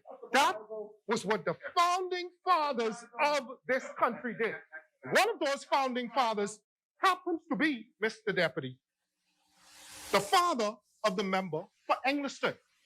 Now, if in the enlightened intellect of some people in this House, they believe that we should change that, then they should petition to have the Constitution of the Bahamas changed. Okay? Because, Mr. Speaker, every cabinet minister, I don't see, Mr. Deputy, how you could misinterpret if a member of the House desires to enter into a contract, he declares, and the House goes ahead and does that, Mr. Deputy. The reality is, Mr. Deputy, the founding fathers made provisions for it, Mr. Deputy, and cabinet ministers come from the House of Assembly. There's only 3 possible cabinet ministers that can come from outside this House, according to that same Constitution. So I take serious umbrage with that, Mr. Deputy. Thank you, Bamboo Town. The member is being completely disingenuous. Right? Completely disingenuous. Right? Because, Mr. Speaker, first of all, it starts from the fact that this House is what they call, we're all supposed to be honorable. That's where it starts. it starts by us being honorable men, which suggests that there's a moral compass that ought to be guiding us in our, not only in our deliberations and in our dealings. What the founding fathers recognized that there may be circumstances under which people could be conflicted. It doesn't excuse the fact that you are conflicted. The member from Montague himself, from St. Anne's himself, recognized that there was a conflict. And when he spoke to the Prime Minister, he told the Prime Minister that. The Prime Minister, yes, there's a conflict, but I can fix it by coming with a resolution. Listen, no. Listen. No, Mr. Speaker. Mr. Speaker, what I'm saying is this: is that the member? I didn't say the Prime Minister said. No, I said. No. Listen to what I'm saying. No, Mr. Speaker. I said that the member of St. Anne's said. That's right. He recognized it was a conflict, and the Prime Minister, in talking to the Prime Minister, St. Anne's said, the Prime Minister said, that he's going to come to the Parliament with a resolution to fix that. It does not excuse the fact that I'm saying what St. Anne's said. The member. Because it's both the Prime Minister for misleading and not telling the truth to this Parliament. Because he came here and said he never spoke, that the member from St. Anne's did not. Remember? You all participated in that debate. All right, Cat Allen. So I'm clear on this. What I'm saying, Mr. Speaker, we're not litigating. The matter was already debated. The matter was already dealt with by this House. This matter? Cat Allen. Mr. Speaker. That's the correct one. Yeah, just sum it up, please. I sum it by saying this, right? This Parliament is charged with responsibility to not just to approve it, it's to consider whether it's just to do so. And what I say is that this House erred to determine whether it was just, because it was never considered whether it was just to do so. Member for Cat Allen, as a member of this honorable House, I think you should be careful when you say, hold on. You should be careful when you say that this House erred. I think that in itself, a senior member, you should know you should not stand on your feet after a debate. Hold on a second. After a debate in this House on an issue and a vote on this matter to say this House erred. This House never erred on anything coming from the chair. Now, the point, I think, the salient point, I think, being raised by the member, the point of order from Bamboo Town and Southern Shores is that the member of Centerville is saying that there was a conflict of interest. And there was no, from what transpired in this House, I think the member for Bamboo Town made the point that the process as we are dictated to follow by the Constitution, and to a less extent by the rules of this House, were followed. Whatever allegedly was said or whatever may have been interpreted or so forth by anyone outside of this House, we have not concerned ourselves with that. We concern ourselves with what was done in this House and whether it was done within the ambits of the Constitution and within the ambits of the rules of this House. And therefore, no member could say, if the process is followed, that there is a conflict with respect to that issue. Now, you might believe that, and you could argue that as much as you want. But no, Cat Allen, you could argue that. Huh? The reason why it came to come here. But it was the point because it was overruled. It was defeated. It was defeated, I said, and you could believe that. So there was no error. You cannot argue that there was an error. So Centerville, the council is going to invite you to withdraw the statement that there was a conflict of interest with respect to the issue relating to the member from St. Anne's and this honorable House. Because there, as far as the chair is concerned, there was no conflict of interest as it relates to what transpired in this honorable House. Now, either you can withdraw that or the House is going to expunge it. I'm speaking to the member for Centerville. What transpired in this House? Only the resolution. You don't remember the member for St. Anne's? You remember the member for St. Anne's? You remember the member for St. Anne's this carrying out the rules. resolution was passed. That's what transpired. He's not saying that's a conflict. He is saying the resolution related to conduct that amounted to.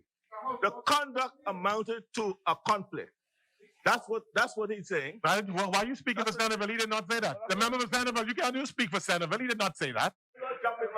The member of Centerville, are you going to withdraw the statement or how is it going to expunge it? I mean, we're not going to spend another minute on this. Centerville, are you going to expunge the conflict of issue? You're bringing it as a fact. Now Mr. Speaker, what I know conflict of interest to be. Okay, I said. No. There's a different point. Oh, sorry, Senator. 1 second. Just housekeeping. Mr. Speaker, in light of the time, I move that the business of this House do proceed beyond the 7 o'clock hour. Been moved and seconded that the business of this House carry on beyond the 7 o'clock hour. 1 second, Senator. As many members are in favor of being seated, those opposing, unless you don't want to finish your speech, those opposing will rise. The business of this House will carry on beyond the 7 o'clock hour. Thank you very much, Mr. Speaker. You know, there are times when the honorable member for Cat Island can speak for me. So I don't want to not say he can speak for me. There are times he can. And but just going back to the point, the point of conflict of interest, Mr. Speaker, for me, and it may be my frame, the conflict of interest to us is whether it is in fact or in appearance, right? So there's the perception of conflict of interest, and so. But you can say that, Senator. Wait, let me just. No. There's no. Can I finish? And then you said no. You're saying in your training, and I try to be as explicit as possible. If this House follows the Constitution and the rules of this House, yeah, and then whatever is your training outside of this House and your views outside of this House, that's good for you and your professional life. But I'm saying from this chair, we are guided by the Constitution and to the less extent, if I may say that again, by the rules of this House. You remember me and so, Chair Centerville, are you going to withdraw the point or not? You're going to withdraw the point. Okay, I just want to so the people of Centerville voted against conflict of interest. So we'll move with Town Center Mall and a sitting cabinet minister. How's that? That's okay, because that would help because then you withdraw so we can carry on. Yeah, I'm withdrawing. The members withdraw the specific words. Thank you so much, Senator. I really appreciate the chair. I understand what you're trying to say, but I think we all know what it is and what you know.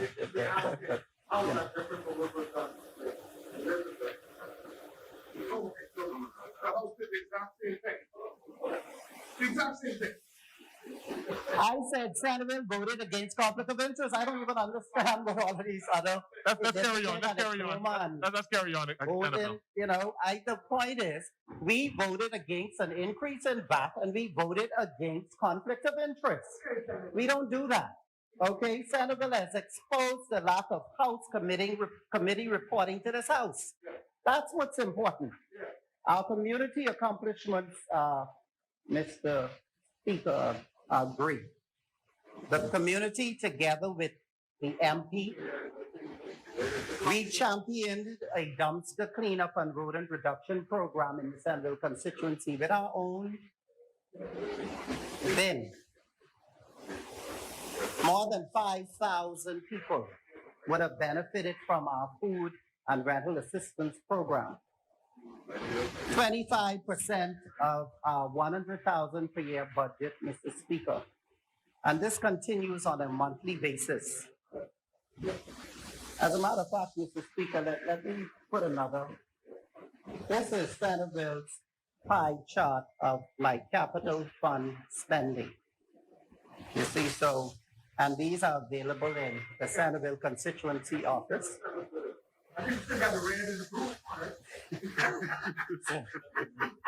The contract, roads, parks, house repairs, garbage collection, business development, 50%. Yes. Food, coupons and food distribution, 25%. Now, you know, social services, I would have expected I wouldn't have had to use so much of my funds in the food program, but we had to in the $100,000. Then the education and rental assistance and social assistance was another 25%. So the Centerville Cap Fund distribution, this is the $100,000, Mr. Speaker, for the year 2020. So I'll put that right there. So Why don't you move that chair and put it next to you? Then? Pardon? Put it next to you. Move the chair. Oh. So we can see it. Move the chair. Put that up there. Get out of the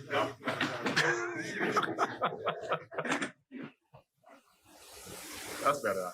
School relations, Mr. Speaker, in our 5 public schools and our lunch and learn program flourished, where we went into the schools and taught them about politics and the role of the MP so that they can understand what the responsibility of the member of parliament is. We fought, Mr. Speaker, for better schools. As a matter of fact, I'd like to see a new school in Centerville because the schools are old. We have 30 students per class, and a lot has not changed. I thank Mrs. Maycock at Centerville, Ms. Johnson, Ms. Sands, and Mr. Josie and Ms. Brown at D.W. Davis for encouraging us along the way in terms of trying to create a community that's safe and clean for our children. We created 3 new green spaces, Mr. Speaker, on Plantal Street. It's really, you know, it's a wonderful display of what a family can do when they come together. And we recreated a green space there with benches and signs of encouragement and hope. And then we also started a planting of thank you, sir. Look at that. We got a vote already. It's up to us. Educational and empowerment and business and entrepreneurial development assistance, sponsoring of our mom and pop shops while fostering community relations. It was very important, Mr. Speaker, to be a part of that community because I always wondered why God sent me back to Centerville. And I think it was a reality. Not a reality check, because I know the realities of being there. My grandfather lived there all his life, but he didn't die last year, a year and a half ago. So the community of Centerville is very proud of our accomplishments. And, you know, for the most part, Mr. Speaker, I want to be careful here because, and I want to say, for the most part, we did it without a party, for the most part, you know, and I say that sincerely, you know, and that's not good, you know. So I think, Mr. Speaker, we are better off independent. It seems like more get done. More people are fed, more social attention is given, more love is shared. Party cake politics, Mr. Speaker. They only know us when they need us. I don't care what color shirt the Bahamians, I don't care what color shirt you wear. Just know where to mark your X. This is serious business. Enough is truly enough. Centerville would like to take this opportunity to congratulate this parliamentary session, the 2017-2022 parliamentary session. I mean, a lot was accomplished. I really am proud to have been a part of this parliamentary session. What happened that makes me so proud? Well, a select committee on natural resources was approved. The Public Accounts Committee, its powers were restored. These are things that happen in this parliamentary session. Petitions on behalf of the people were brought forward. An independent speaker. Wow, amazing. Good work. An independent boundaries commission chair. Awesome work. A private bill brought to Parliament under unanimous consideration. Mr. Speaker, Centerville congratulates this parliamentary session. Now, please note that all of the above accomplishments were done by independent thinking persons operating in a spirit of national progress and hope for the next generation of Bahamians. None of these came about because of a party, but by independent thinkers and people operating in the best interest of our country. So if a party does not have in its platform that they will embrace an independent speaker, I wouldn't vote for them. An economic crisis, Mr. Speaker, turned mental crisis, turned political crisis. Not crisis turned into opportunity like the budget had indicated last. Yes, from crisis to opportunity. A midterm budget, Mr. Speaker, turned into a midlife crisis for many Bahamians. Wait. Timing that is, y'all didn't stop the clock when they were talking. Carry on. But I have an hour. That's an hour. No. Let me sit. No, man, that's on. No, I have an hour. One second. Oh. Yeah, you should have an half an hour. Oh, okay. We had a lot of interruptions. I would accept. Not interruptions, a lot of intervention. Thank you very much. Tall time. You. I'm just the chair when I'm here. Well, not only you, but you know why I'm pulling for you.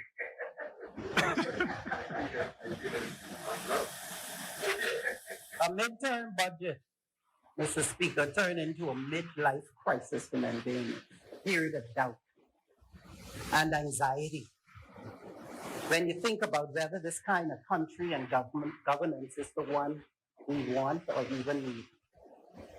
A creativity crisis. I just couldn't imagine being a part of any organization where creativity was an issue. Because when you're borrowing money to pay off debt and calling it refinancing and has no real indication of rate reduction, that's not creative. When your job creation record is uninspiring and opportunities for Bahamians are far-reaching, you're not creative. When your record reflects a model of taxation on the least of us, it's a lazy approach to governance, and it is not creative. When the hidden dictatorship model is all you got because you are unable to manage our economic and social democracy, you are not creative. In a time, Mr. Speaker, when we need democracy to drive our economy, you shut us down. You killed our local government commitments. And you disrespected our school boards. But you tout family island center. Our businesses, Mr. Speaker, had to close with the inconsistencies. Many still close of your orders. You trampled on democracy and our capital markets development. I mean, Mr. Speaker, I even see a campaign crisis actually. You don't even know who with you and who ain't with you. I love it because the Bahamian people got them this time. They can't even figure them out. They'll wear any kind of shape now.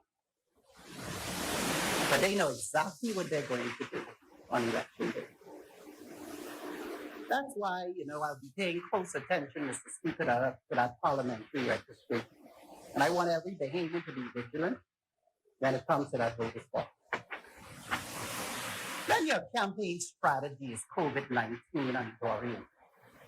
And the only word we could hear is unprecedented. You're having a campaign crisis. When your campaign talking points is, he don't come around. And you present ideas with no way of paying for them.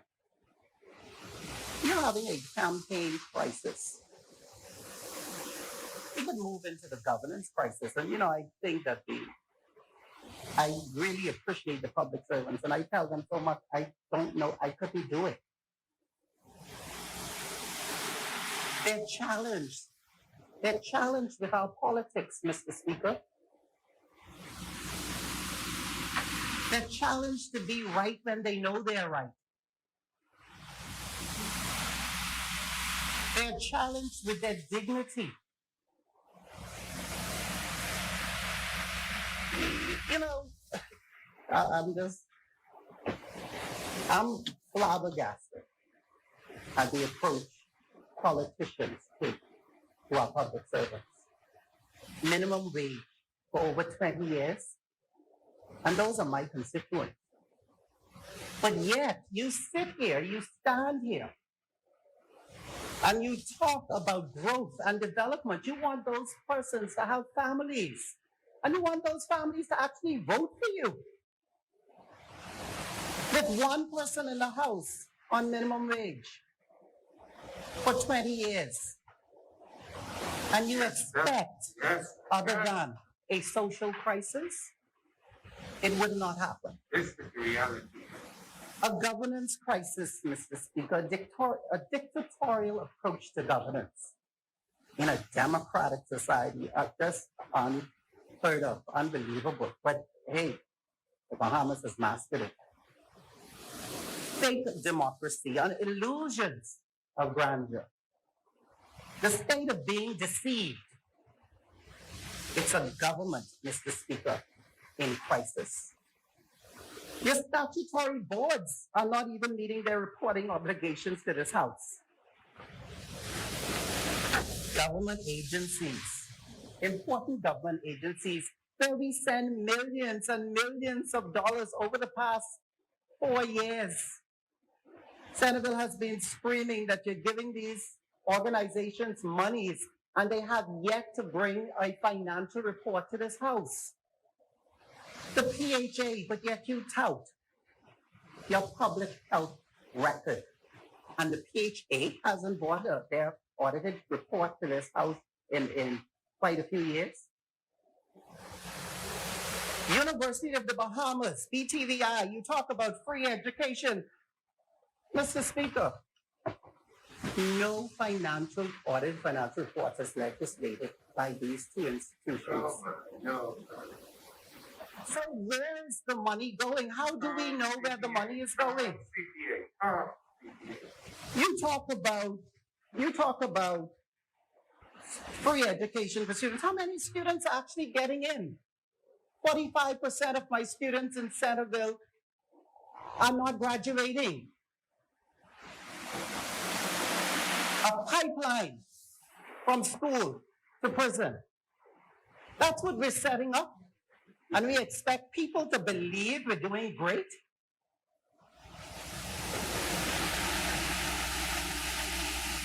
Antiquities, Monuments, and Museum Corporation.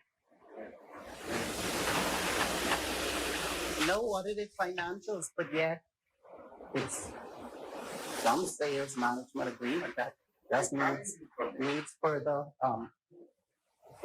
review. Beaches and parks, water and sewage, getting a big chunk of the budget and cannot meet their reporting requirements to this House. Mr. Speaker, it's a government in crisis. Credit unions, local governments, the local governments, Southern Shores, it's the minister, I think, haven't had their elections, their statutory elections. But you tout Family Island development. Let's develop the minds of the people in the Family Islands. Just throw a road there and think that's going to get you into the next, get you in the House in the next election. The people want to develop their minds. You know why they want to develop their minds, Mr. Speaker? They want to develop their minds because they have struggled and paid for their children to go off to school. Their children's minds have opened. Yet they come home and they can't feel it. They can't get excited because the mind has not been developed. And so, Mr. Speaker, when you have financial institutions and local governments and school boards not meeting their obligations to its stakeholders, it is a government in crisis. I don't care what book you bring for you. You could do as much of these books as you want. It's a government in crisis. Now, you may not want to talk about these things, but this is your foundation. And it's not that you're not able to do it. I just think that you just, well, not you, because I don't think there's I don't want to say testicular or not. The testicles to do it, man. You know, you see, Babu Tom, the testicular fortitude to get some real things done for the people. You can't just sit here and bring these pretty pictures, man. The people need what they need. And finally, Mr. Speaker, you know, these cloudy resignations of cabinet ministers. Oh, with inappropriate. I mean, it's just like, I mean, I understand the trajectory, right, of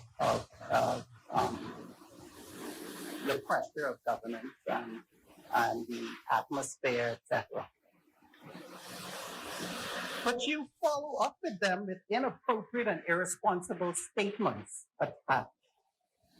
Mr. Speaker, a government in crisis. This is what happens, Mr. Speaker, when politics replaces principles with popularity. Yes. When the self has been replaced, when the self has replaced the bigger picture.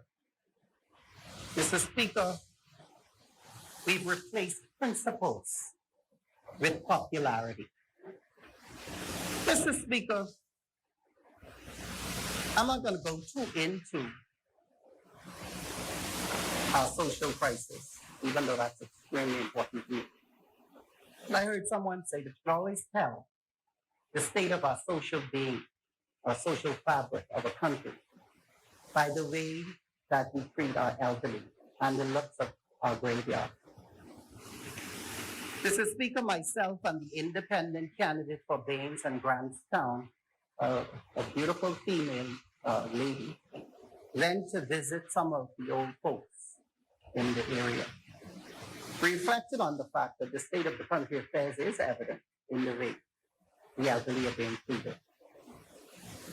One administration after the next spoke to legislation for the elderly in terms of protection and any other aspects, but nothing yet. Mr. Speaker, Baines and Grantstown, Port Charlotte, and Freetown in particular will usher in female leaders in the next election. So I'm encouraging our female voters in Bain and Grantstown, Port Charlotte, and Freetown to vote for a female leader in those areas. They've given birth to leaders over the many years, and now it's time for them to take their rightful place and lead this nation into the promised land. Our women leaders will not neglect our children. Our women leaders will not neglect our elderly. Most importantly, Bahamas, our women leaders will not neglect our people. A revenue crisis, one crisis after the next. Mr. Speaker, where are the funds from all these public-private partnerships? Where? I just don't see them anywhere in the budget. I mean, is there maybe, we used to call them an annex Maybe there's an annex. The pothole links. I mean, the minute you negotiate a deal, public-private partnership, you have to negotiate in the best interest of the people and understand that we have some immediate concerns. Immediate concerns like paying our public servants, the ones you've owed for over 10, 15 years. They're immediate. Mr. Speaker, people in public service go to their grave without being paid. I work for AMMC for well, that's why I wanted Kalani to be here. Because he's the Minister of Finance. But hopefully include with the other, he didn't say he did. But I, public servant, I work that you'll be the executive chairman. I was there for 6 months, 12 hours a day, working. I get paid. That's why when the young lady came on the news who was working here and she didn't get there, I was so proud. I was all over the place trying to find her number because I wanted to tell her she's not alone. You don't want paid people like only you supposed to have money. That's why the same 7,000 versus 83 cents thing. But I did mention in the House that they could take that and give that directly to the people of 40,000 what they owe me, to the people of Centerville. Long time. Well, I know who all got say over there. You don't know. So you only could partner with who you think got to say. So I want to say, Mr. Speaker, this revenue crisis. Then you have the Antiquities, Monuments, and Museum Corporation, all the forts now. I don't know. I just see something online because I wouldn't have been there when the transit, this sale or whatever this was. I don't think it is. Well, I'm not going to speak to what it is because I don't know what it is. But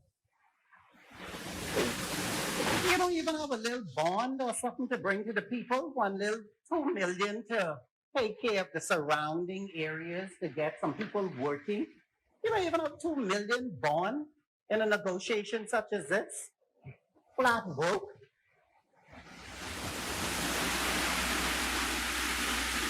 What contribution, Mr. Speaker, was made to the Consolidated Fund? And then we wonder why our public servants can't get paid. The people can't even get promoted. Our officers can't even get promoted on time. Got to turn even that into politics when they're trying to protect the nation. Well, they can't because you're doing, I don't know, because it's in the annex of the budget. It's somewhere else. Must be because we ain't seeing it. That's why when the member for Anderson said, give her salary, she'll take her. But I said, me too. Because she's an Anglican, we bought a senator. We understand what people are going through, so, that's fine for me. And all these other PPPs being touted, landfill, and you brag about the landfill.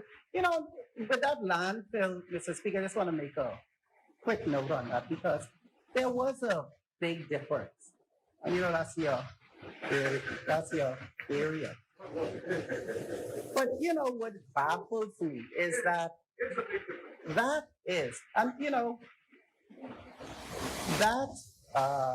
landfill, it seemed like how come it get fixed so quick? The F&M come. It made me think, it really made me wonder that, it made me wonder whether the last administration was serious about fixing it because y'all, the F&M, did. They're my friends. They gotta be my friends.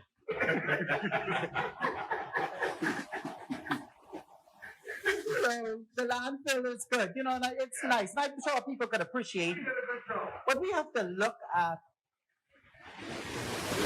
the history of these things so that we stop carrying things on just for the sake of whatever politics believe it needs to be. And so for that, I could appreciate that you stopped that hemorrhaging, whatever that was, right? But the PPPs, though, we need to see what their value is. I haven't seen an audit report from this landfill, and that's a public-private partnership. That means the public should be aware of how the funding of that is going, and how many people have we employed, and not only employed, how many careers have we started out of that. So there's a lot we can do, Mr. Speaker. There's a lot we can do for our people.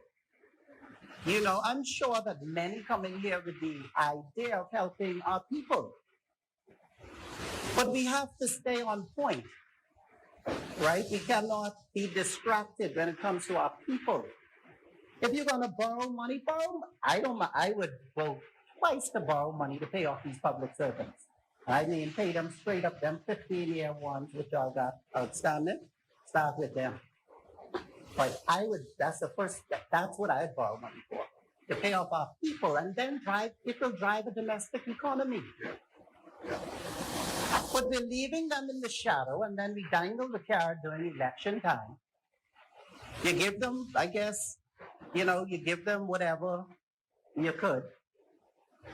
And that's your 5-year contract, that's it. I would think, Mr. Speaker, that funds from these entities should, if not contribute to our revenue, at the very least help to reduce our debt.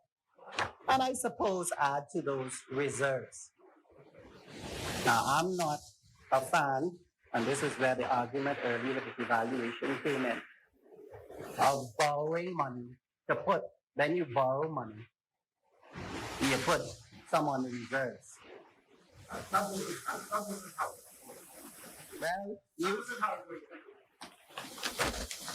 wait, how it work?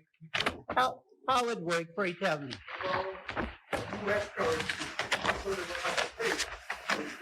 Are you done, Senator? No, I thought he had a point of order, because I wanted to let him know that I wanted to read the central bank's report that speaks to the loan and how that contributed to the reserve. But anyway, I hear you. But, Mr. Speaker, that the money from these public-private partnerships, to me, I don't know where it is. Like, what are these? And it's this administration in particular is touting. I hear PPP.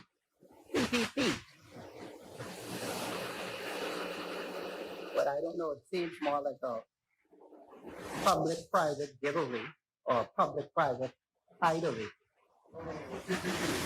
But we must define these things for what they are. Where is the money, Mr. Speaker? Where's the money? You in that administration, where's the money? Senator, you know better than that. You can't. Senator, I know you can withdraw that, right? Yes. You can withdraw that, right? You withdraw that, right? Yes, I withdraw it. Yeah. I will not want to include you in this debate. It's just that one of the biggest PPPs was in your constituency, so I just wanted to acknowledge that you did a good job. You did a good job. Will you accept that? Carry on, Smartly. Thank you very much. Mr. Speaker, there was a $200 million loan from the IDB, I think in August of last year, that the government signed. And where is that? What happened with that? What is that? What was that for? And I think the Bahamian people need to, and I want to table that IDB contract. And I'll tell you why, because it spoke to promoting competition and, of course, environmental sustainability. So when you look at the IDB report, you see all them lists of legislation, the minister who's responsible for environment, he's speaking to all the legislation, I guess, we would have had to put in place in order to get this funding. But most importantly, it was this promoting of competition that was there. And we're supposed to use this $200 million to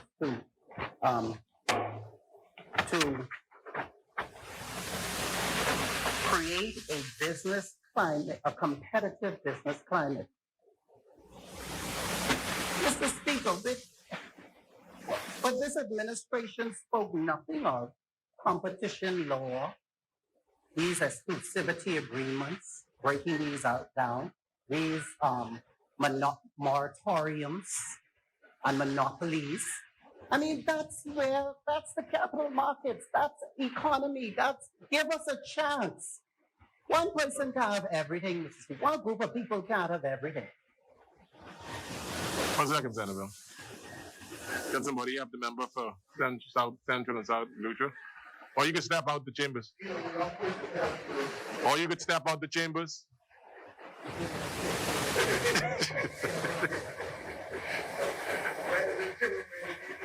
So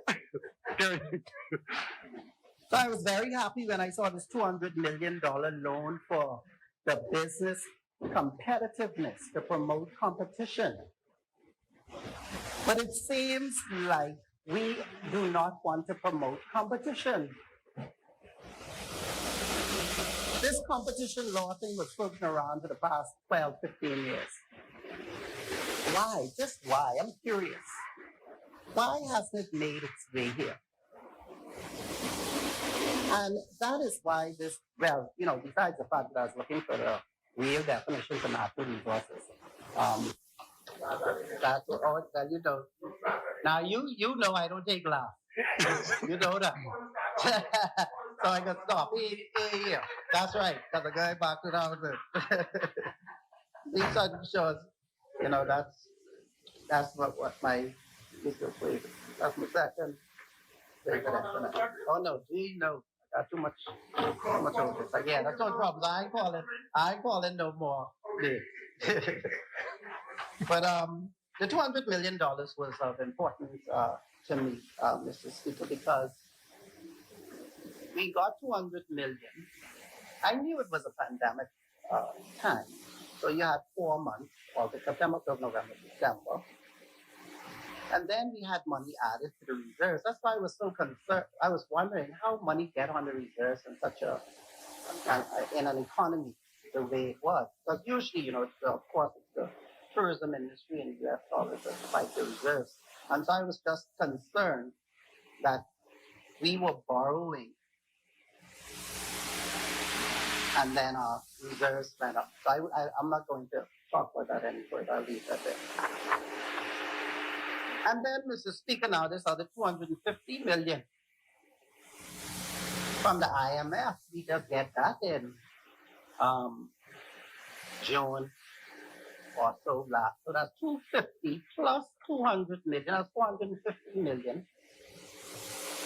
But I was listening to the presentations earlier, and I think the member for Exuma and North Abaco cleared that up because I think at the end, Exuma said they came to a conclusion, I think, that there was no appropriation or no request for appropriation in this debate. Good. Okay, so I could appreciate that. Mr. Speaker, when you go to vote in the classroom and the classroom still looks like it did then, you went to Centerville Primary School. Well, you could tell the classroom looked the same. Man, I don't know. I hope they're in the same bed, but they look like the same bed. We got to do better, man. You trying to inspire our children, give them hope, and those are the classrooms that you have them in. Really, it really is. And you know, I go there as often as I can. Well, that's what Christie left, and that's what y'all are leaving. You know, y'all had we can't be talking, we ain't talking, we only talking with Christie, just so I could have, earlier I spoke about Mr. Christie, former Prime Minister, just to say how God makes an impact. You know, it's just making that comparison. But today, I want to talk about the type of schools in the Centerville community and the quality of education, well, the quality of the school in those communities. But then we expect different on the crime front. We expect different on the social and national development front. So when you tell me to decide whether I believe it's a dictatorial model or not, I don't need to make a decision on that. It's clear. I say it every time I come in here. It's a dictatorial approach to government. And COVID ain't helping.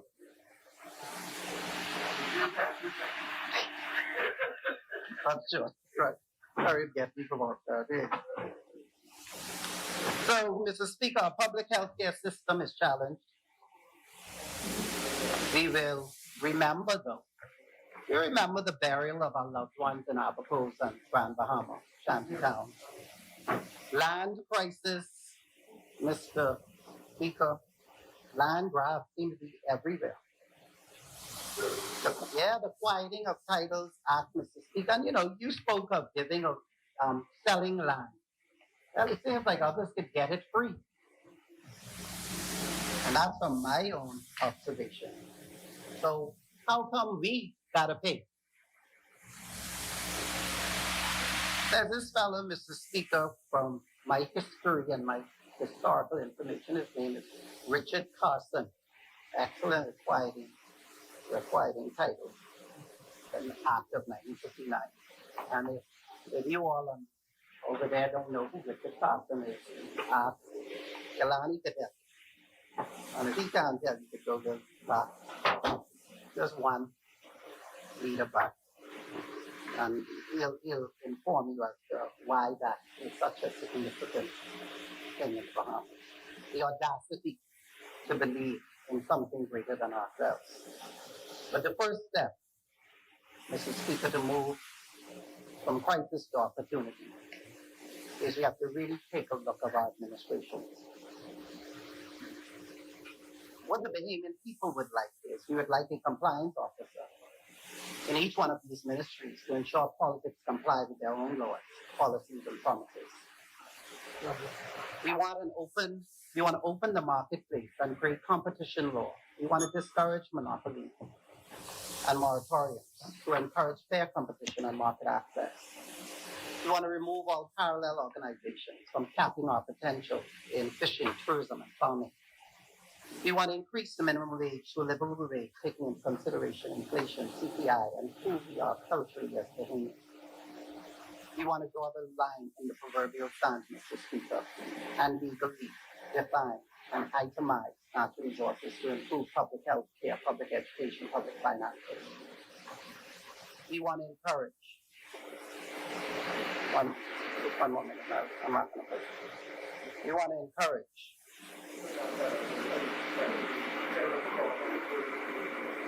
Carry on.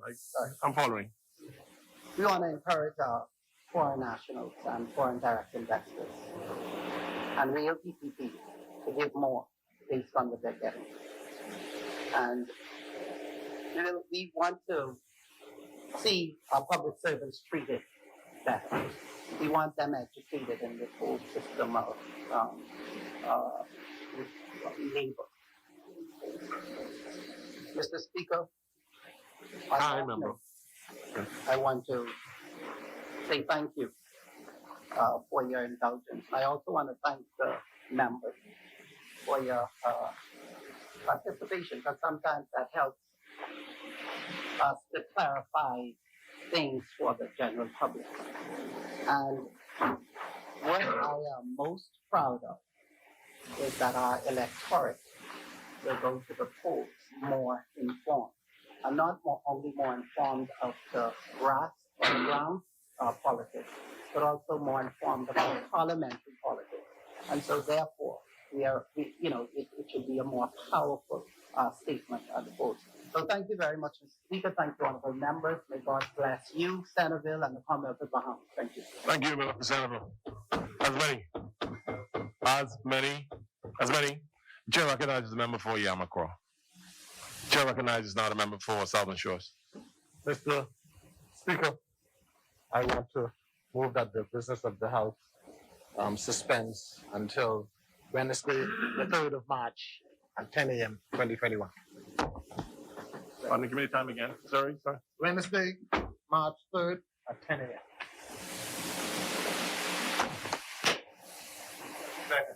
Been moved and seconded that the business of this House suspends until the 3rd of March, 2021 at 10 a.m. As many members that are in favor remain seated, those opposing will rise.